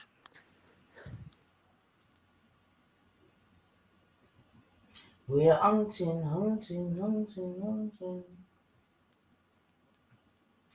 Yo, I'm gonna start report upon some of because you know Queenie and all them things, they're festive in the blood cleat, you know. Yeah, sister, I'm not even gonna lie. I don't know what's going on. I don't even know what's going on the UK side, Jamaica. I'm not interested, you know. I'm not gonna lie. I got focus on one thing right now. That ain't that mistake. I'm not moving from there, sir. No, like. Yeah, but by the sounds of it, he ain't ever seen the light of day again, Star. So, by the sounds of it, that is.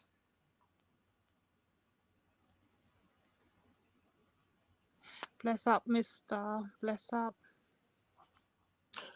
Big up yourself, Coach. Come on, man. Big up yourself and your family. Come on. Happy Friday. Happy Friday, man. But yeah, man. We call it that year, sir. God damn. We are hunting. Right, what time's this fight then, man? Because Dominic's kindly giving us a link. And I've got another link in the back. So what time's this fight, man? Yeah, big up yourself. One thing, you know, about Victoria. Big up yourself, Victoria, still. Yeah. Right. Okay, I got that one. Victoria seems to understand black betterment more than many of the mandem rotted. It's a mad thing. What's happening there, man? Oh, yeah. No problem, Code. I will.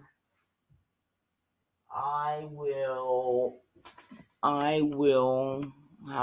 will I do? What will I do? And I don't know as well. Dominic may still be in the chat, so if he may still put the link back in the chat again, Dominic, please. Dominic put S something. What was it called?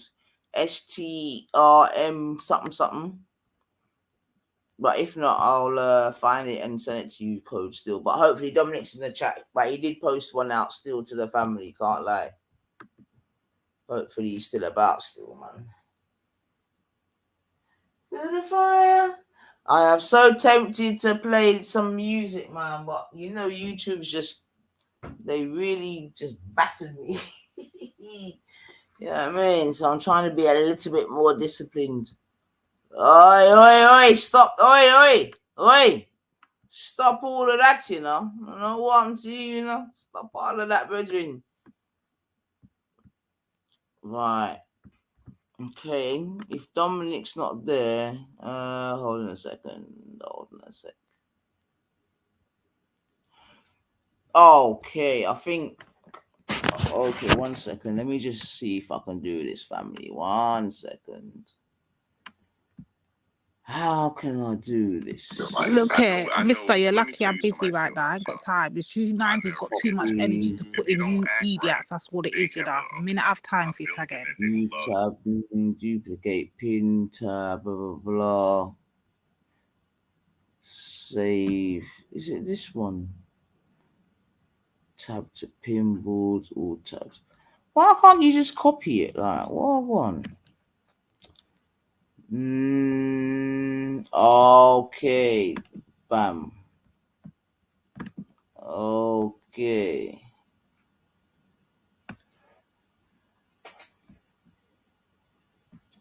Okay. Let me just.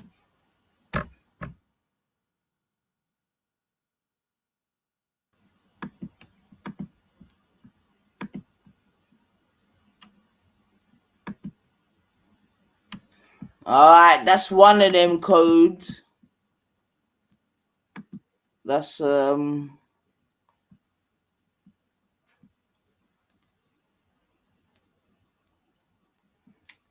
yeah, check your team code. That's one of them still. I think Dominic's probably gone, but if I find his one, see, I didn't even copy it to be fair, which is a bit naughty. Hold on.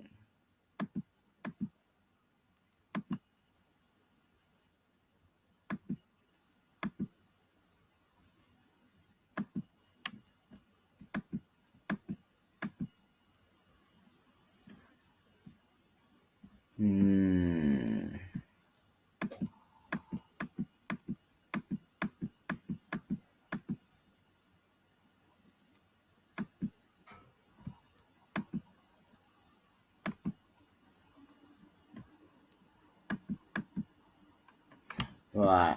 Can't find the other one code, but I sent you one still. So check.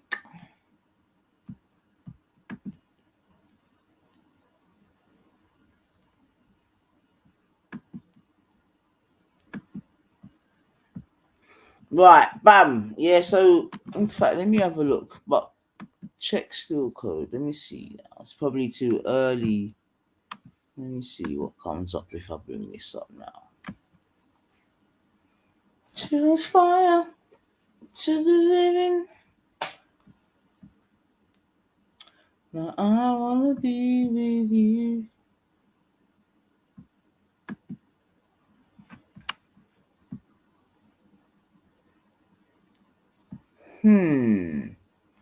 Alright.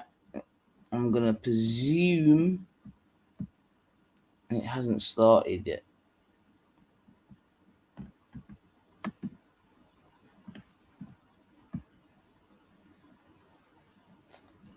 What time does that actually start then?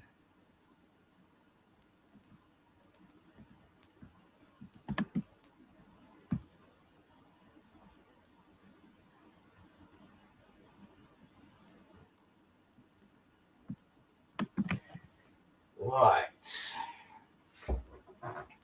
Through the fire to the living. I wanna be with you.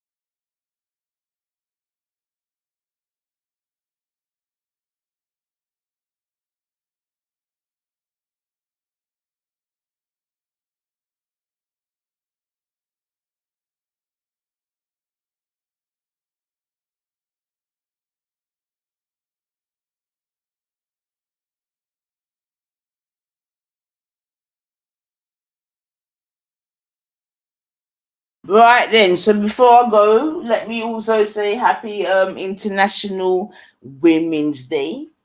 Do you know what I mean? Okay. Well, you know what I mean? Come on, let's go, man. Right. Come on, you can So make it sound better than that, man. I'm not. okay. So when all right, fine, okay. So when Nanifa, hold on. When Nanifa and her child, when Nanifa Okay. James, She quickly, asked me to say that. I was trying to yeah, say. but quickly, James, let me just say this. The difference is, James, when they're saying it, it's coming from a genuine place. When you say it from a place of mocking, that's the difference. What? Yes, that's what? You're crazy. You're crazy to think that. That's insane. This is what I'm saying. Look, 9 people can spend the whole night under the stars canoodling with Matthew, right? And everybody agrees that's clearly platonic. Why, James? No, that's James, clearly James, what James, you just said. James, James. I can't win Why, here, bro. why, I'm just trying to be serious. James, why? Listen, man. I think some of you men are like, you lot ain't well. Yeah. I'm just trying to have a conversation with Lady V, though. Canoodling, bruv? Like, what's wrong Oh, with you? sorry. Okay, I didn't. You said use more fanciful words. That's what you said. But I did say to be a light stunt. You get me? No, but how the fuck? Look, you're not even listening to the content. Did you hear me say anything about me and Matthew canoodling or anything like that? But you don't use fancy words, man. You don't use fancy words. This is why I'm You saying, said use fancy words. where did you learn to become a liar like this? Is it because of all what the fuck? Yo, this is debating wild. and people that you've been dating, like This is all wild. Miss Look, let Takia me and just all that? Like, what you let me just look. I explained it how you explained it. You went camping. I meant to Then you fucking said swallow your thesaurus. I don't mean to be a lying skunt, bro. So is it I'm safe to say so you that did- you have a white friend, Nine? Yeah. Oh, you didn't. I was picking you. I was saying that I agree. We all agree. It's safe clearly to say platonic. that I've got more than one white friend. We agree. It's all platonic, bro. Let's go. Janet. I don't know. I don't know why you was even offended by that, bro. Catching up. Can I tell you a little secret, Janet? I Yes, went to dear. school and there was white people, you know. Can you Oh imagine my that? God. I am Oh, telling no. you, girl. I am telling you. There Oh were my white God. people. How many of them talk to you a day? Can I ask? Oh my gosh. If I had to count on my Oh, fingers. sorry. I just tried to add in, really. Yeah, sorry. Oh. Oh my God. Wait, can I just Too wait? much. Can I just finish my point? Just Can I too finish my much. point? I can't picture this. I'm emotionally broken. Are you including the teachers, Janet, or not the teachers? Yes. Unfortunately, they're your friends too. I know you were bringing apples. I know you were because you were trying to be the teacher. I used to go around there for tea and eat eggs and bacon. Innit, James? Oh, That's did what they you had take this you on morning, holiday? Did you go out with your white friends I'm on gonna be holiday? honest. I'm gonna be honest, Nine. Yeah, I would have thought you didn't eat pork, but when I found out about Matthew, I mean, anything's possible now. Anything, you know what I'm saying? Like, Not the pork. anything's You possible leave the now. pork alone. I mean, Bacon is like amazing. after I found out about Matthew, I feel like it's plausible that you're fucking cooking spam for dinner. You know what I'm saying? Like, I just like it was completely, my perspective was completely shifted on you. It's crazy. Do you eat spam? But yeah, no, I've never eaten spam in my life.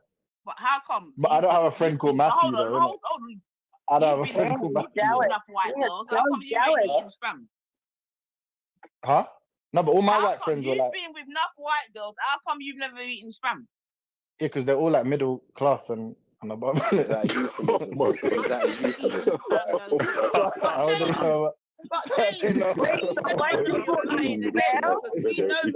know middle class white girls. That caviar. And I actually don't. I legitimately, I've never seen spam.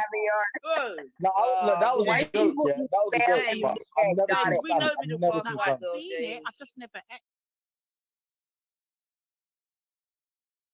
All right, so not only is James Afrophobic, but he's obviously a bit of a classist because he only goes with middle class white ladies.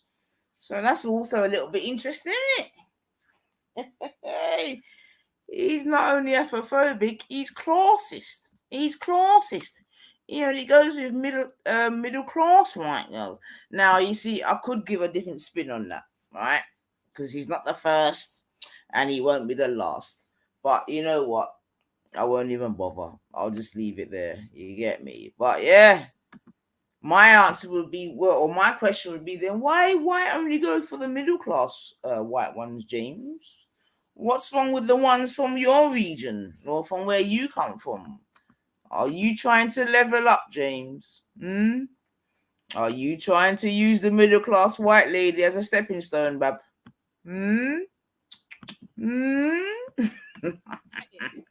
I've never seen spam in my life. Black people eat spam in the UK and in America. Black people eat spam in America, so This is interesting. No, but you know, I'm look. No, You know, honestly, you in know. the lunch canteens. Yeah, it's I'm good not fries. Oh, that shit is No, but fire Nines, yeah, fries. Nines. Okay. You know, I'm joking, yeah. You know, I'm joking because I obviously don't know.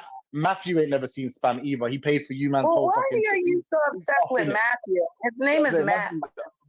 I'm See, telling here's you, the yeah, thing, Janet, the it whole seems to me, internet's right? been obsessed Hold on. with It it. It's seems to me, Why do you lot? Wait, hey, Belly, you know why? You know why I kick people? Because they ruin jokes. They're like, what's their purpose on the panel? Wait, so Janet, I'm this just is here the to problem, ruin yeah. funny We've shit, got a right? little, Well, my hands are we've got up. a My little hands are up, so don't going kick on, me. Janet. My hands All are up. links, Stop talking. welcome, Tim. James, can you have a look at what I put in the All back? links, welcome. Oh, yeah. If you would like, you can just come and put it in the back. Her white friends. That's all it is. But That's yep, what it is. all links welcome. Okay, got it. Tim, back Hey, what you saying, Dave? Anyway, man, big up yourself, G. No, but hey, Dave, Yeah, yeah, Teeth big your up, style, Dave. yeah. What you say? You come to run off with me because I teeth your style, yeah. My style? What do you mean? What do you mean? Yeah. With my left wing propaganda videos, like you keep doing your right wing propaganda videos. Hey, man, It's not propaganda. It's the truth. It's the truth. I just saying this on X.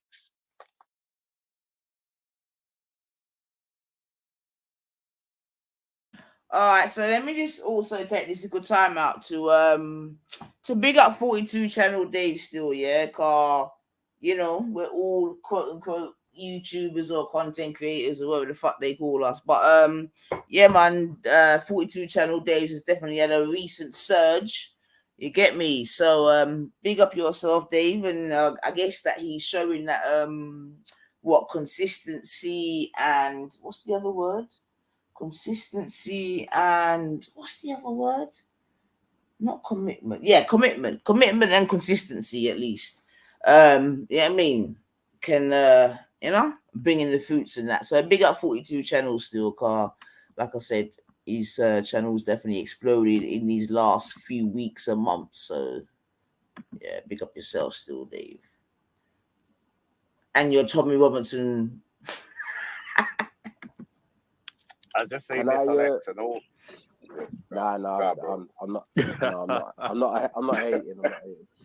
But anyway, can I wait? Wait, just real quick, yeah. You know those videos? Is that like because I didn't realize until yesterday, but like the Tommy Robinson ones. I thought your channel was just live streams, right? Where'd you get? Would you just get them from Twitter?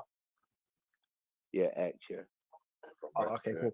And then to respond to your thing, not formally, but if he was on, I would definitely. Yeah, I mean, I think the God of Abraham and Isaac is a racist. Yeah, I'd be happy to discuss that. With anyone. Okay. So yeah, Bobby's shameless plug. Sorry about this, Valley, but yeah, Bobby's coming on my channel 10th of April, 8 p.m. So Justice made the claim that Jesus was a racist. I've seen James made the similar claim. So Yeah, man, I you guys agree. want to jump on? I'm not. Wait. I don't. Can I be clear?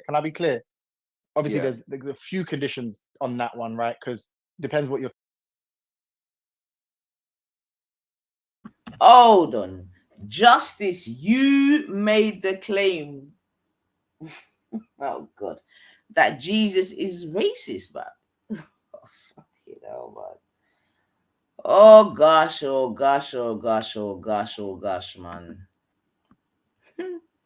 Wow. The conception of the Trinity is and blah blah blah. But if you have a kind of, if you're like a classical kind of Trinitarian, then yeah, I mean Jesus necessarily is God, and God, I think God of the Old Testament is obviously a racist. What? Yeah, well, Bob will be there, and it'll be interesting to if Justice jumps on, I'll jump on. 100%. I just don't want it to be like. Clarify. So you're saying because if people believe that Jesus is God in the human flesh, you're saying then Jesus had to have been racist. Obviously, I'm a coward, isn't it? I'm a liar and a coward. Sorry, what did you say, my sister? Sorry, my beautiful Empress. Please tell me. See the disrespect though. When all I'm. Why is that disrespectful? Why is that fucking disrespectful? Oh my God! Nah, man, nah, for real though. You look. You lot are trying to take bad man for Matthew or something, bro. I ain't no Matthew out here. You know what I'm trying to say? Man ain't some kind of dickhead. You can just try. I'm being polite and respectful. Don't try Matthew me off, innit? Don't try Matthew me off, innit? Yeah, that's the last time I'm saying that. And it's Matthew, not Matthew, yeah? Matthew. Matthew. Yeah. Remember how you say it in Desmond's, bro? Remember Desmond's? Matthew, not Matthew. Don't do that again, James. Okay. Yo, who saw that video of Black Van Man interviewing someone, and Well, he recently. turns round and he goes, "The problem is, mate, I don't like them Muslims. I'm an Islamophobe, I admit it, but I don't like them. I don't like them nuke, and I hate them Black man band, bro. I don't know how he stood there with that composure, bro. He must have realised he come to the wrong party. Oh, is my man boycotting? Well, is that man? Is he back about now? Or so? Now, when No, we he's played a video of him going to some that's like old school shit. Yeah, I think that's why he's not come back, because you can't come back after that. Yo, how are you so quick with adding people on, really, bro? Are you on your phone?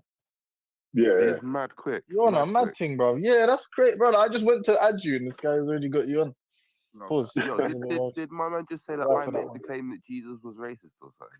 Right, Yeah, so that's that's it. what I was trying to ask James, but he's so disrespectful. Was it? I feel like that's definitely not something I've ever said. Dave's a liar. Dave, you're a liar, brethren. Dave, You're a liar. Okay. You're a liar, brethren. I had to You wheel that get up me? like 10 Right-wing times. liar. Like, wait a second. Okay, so justice You're not is taking you, but itself Dave. out of Hey, that. Dave, you Yeah, ain't like going camping with Pan-Africanism. nines. You get me? You ain't going camping with nines. I'm at the Akidim. You get me? Ruled out, excluded, excluded. It's truly out differently. So what's going on Yeah, here? I'm at the Akidim. So do you believe that though, Justice? Do you believe Yeah, that I want to hear. Jesus was racist because if he's God in the human flesh, he had to have been? Nah. I Oh, don't. so it's just me. I don't. Well, James.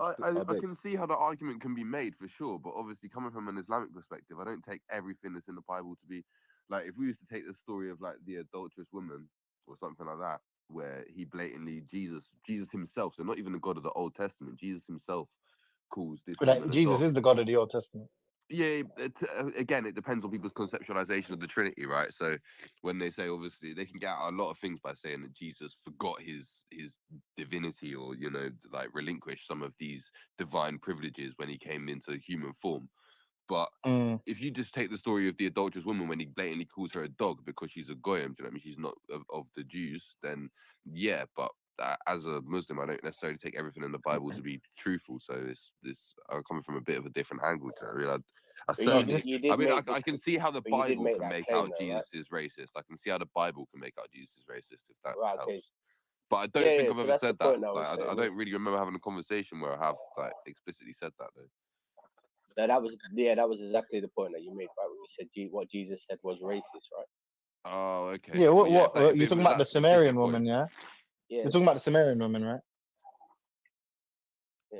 You're talking about the If Sumerian you woman, want to right? debate, if you want to debate that with Bob from Speaker's Corner, then the invitation is there. To be honest, though, like all of the, I kind of know what I know what the responses are to that, right? The responses to that are like that it functioned as like a test, because after in like some later passages or something, it describes how he actually did.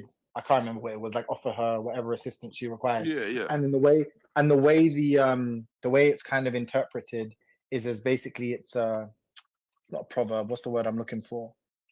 It's like figurative language, basically. Like the point he was making.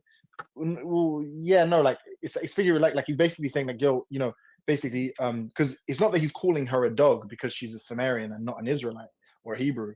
What he's basically saying is like, I think it's like a proverb, yeah. It's like basically like, you treat, it's equivalent to something like equivalent to, when they say on like an airplane, you put your face mask on yourself first before you put it on others.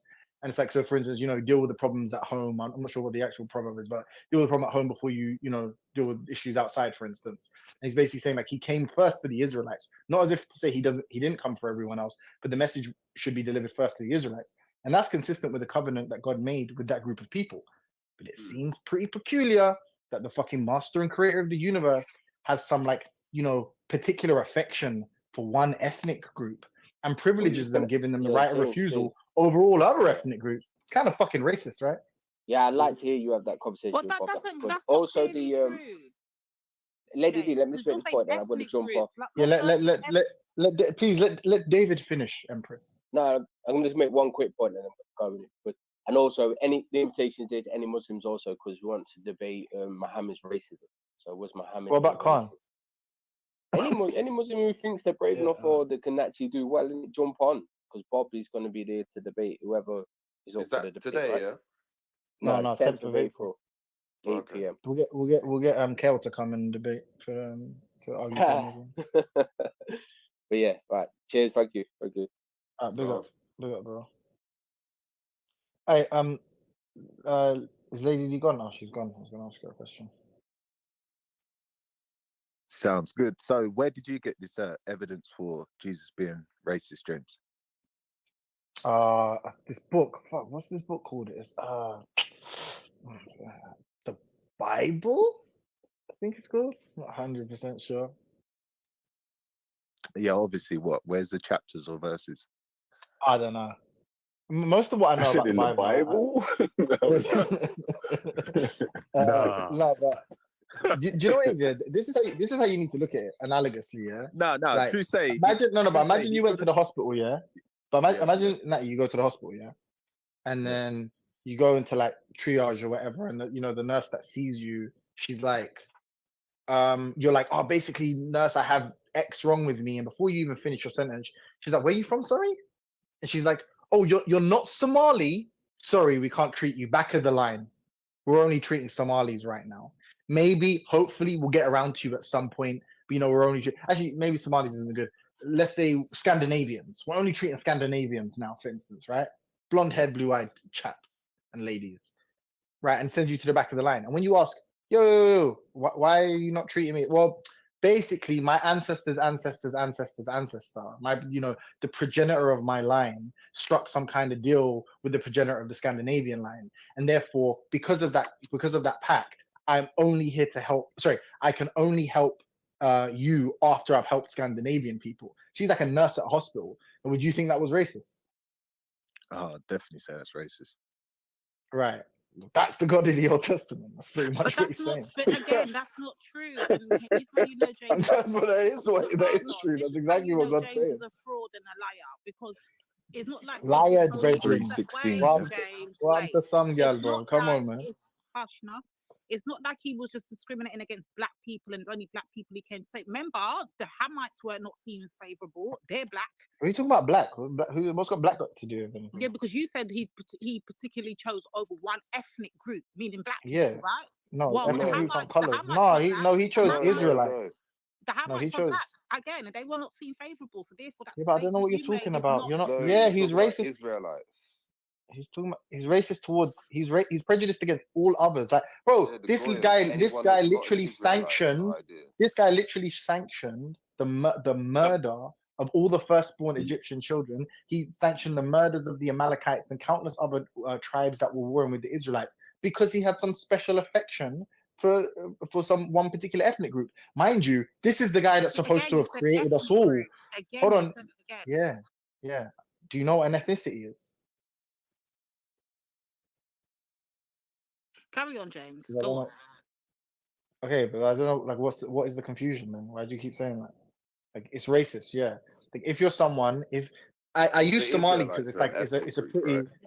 Yeah, it's a pretty homogenous group that most people can like easily identify as distinct. Even though Somalis are black and African and blah blah blah, you can still identify them as like maybe like let's say the Rwandan genocide is maybe another good example. Hutus and Tutsis or something. It's like, okay, if you clearly they can both be black and you can favor one over the other, and most people will still consider that racist, doesn't it? Yeah, so then why are you saying ethnic group? Don't you mean one particular tribe? That's what you should be saying. No, they're an ethnic group. That would be xenophobic, James. What are you talking about, man? There's 12 tribes in the ethnic group, yeah? Yeah. Exactly. So he should narrow it down to tribes. Exactly. No, because the whole ethnic group is what is being selected. Like the Israelites as a whole ethnic group are favoured, regardless of tribe. But Israelites is not one ethnic group. People usually want to say to try jump out the fire and. Some fucking make an effort then, for fuck's sake, man, you little dickhead. The fuck, like, you know when it's not even a fucking green light, you little pussy. And man is just strolling past, like you have to wait for it. Amber gambling. The Israelites are not one ethnic group, James. Because you got Israelites from different ethnic groups, so I'm not even sure of the point you're trying to make there, bub. To be fair, man. James, Bubble, you've done your dance, man. Yeah, I ain't gonna lie. People, I thought I yeah, was my on mute road rage. still, my bad. I need to chill with my road rage still, especially when I'm on a blow. But yeah. Anyway, yeah. That's. I mean, listen. To be honest, it's not really a controversial take. I think many philosophers of religion that are obviously not religiously affiliated or hold any of those beliefs. I think a lot of them conclude it's like there's this very easy case to be made. I mean, most of what the people are going to do in response, to be honest, I don't think Bob's that sophisticated, so I'm not really sure what he's going to come up with. Like, first, it's going to be a lot of debate over the exegesis. But I don't think, however you interpret these things, I think it's very clear in the biblical narrative that God favored one group, that God struck a covenant with a particular group, and that the progeny of those that He entered into this pact with, that those benefited from that. And you can argue there's points in which they didn't, right? It impacted them disfavorably. But even then, if that is it's the still a case, privilege why in is the it fact that you have this racism and intimate not relationship with God, favoritism? for instance, like, whether it be, saying God having some But we kind talk, but they talk about like the doctrine of the Quran. Obviously, that if it's written in there, then this is why they obviously Muslims behave like fanatics. So we could then talk about the Old Testament, which is obviously what the Jews follow. Which you have the saying an eye for an eye, and a tooth for a tooth, and obviously, to be warlike manner. I mean, we could also make this claim. This is what's happening right now between the Abrahamic brothers. Then. Say that again. I'm saying, if the Jews believe in the Old Testament, and then the Christians believe in the New Testament, so one's turned the other cheek and be, like, I'd say democratic, and then the other one, the Jews, believe in an eye for an eye and a tooth for a tooth. I hear what you're saying, but I don't think that applies to the particular conflict that you're on about, because it's not really like a war like that. And secondly, I don't think that on a geopolitical level there is any sort of states that claim to be Christian that haven't gone to war on the basis that they're turning the other cheek. Do you know what I mean? Like, you ain't see Tony Blair in 2000. Yeah, let's turn the other cheek. They might have weapons of mass destruction, but there's like any Christian society or to claim to be Christian society doesn't turn the other cheek. So I don't know that that's Yeah, really like... listen. Yeah, justice. All the Western leaders are Satanists anyway, my brother. I'm glad you said that. I never stated that. I just put that as that's what they're supposed to do. That's the. I hear that, but yeah, I don't think that you're... That's not. No, that's. I don't. Hey, Nat, you should debate Bob on that. Because Bob don't believe that shit. Bob's on some. I sent you that video that time, innit, Billy? Bob's on some actual shower man business. You know that, innit? Well, we've already debated this. We've already said that.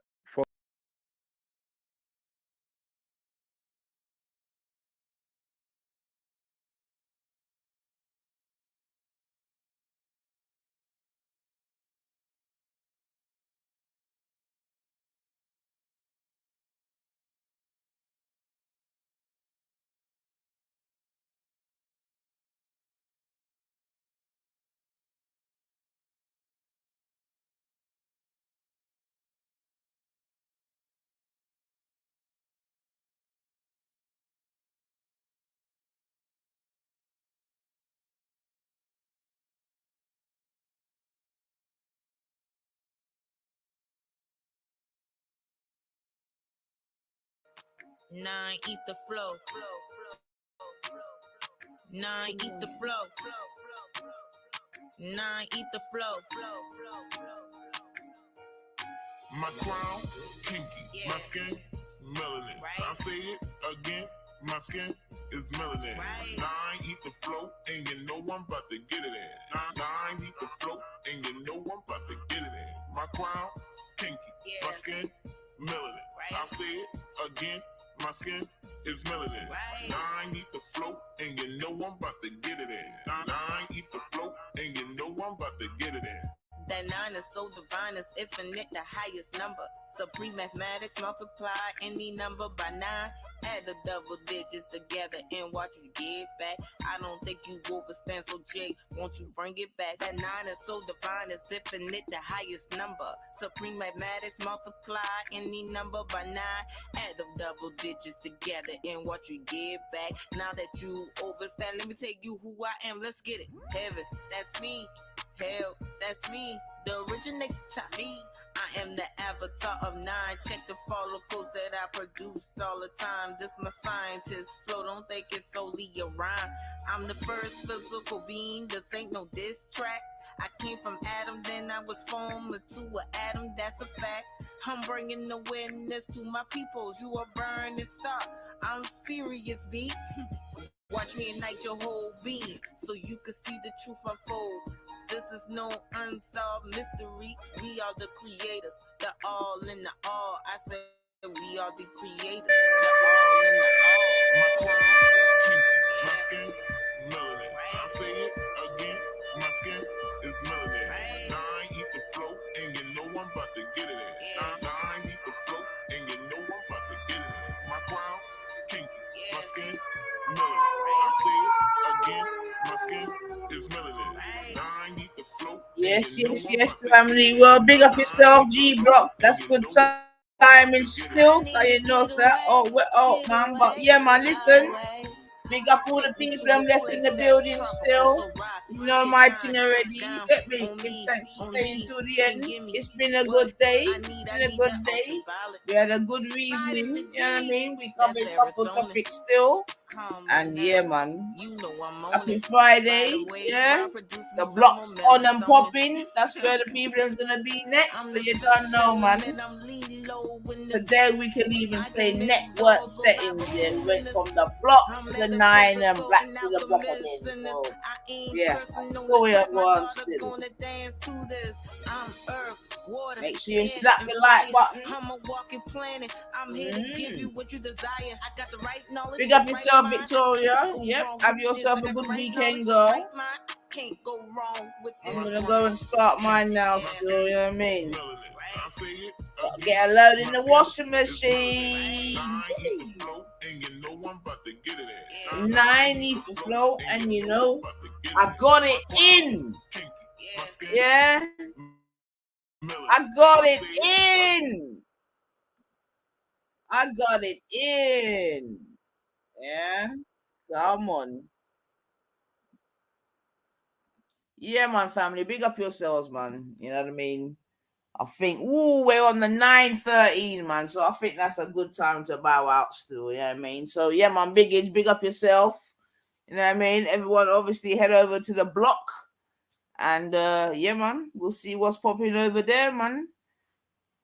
Have yourselves a good I'm gonna say have yourself a good weekend, but you know what I mean? Make sure you hit the notification bell, because you never know when the 9's gonna pop up. You don't know my thing already. Yeah, so big up everybody, keep yourself safe, and you know my thing, tell somebody that you love them.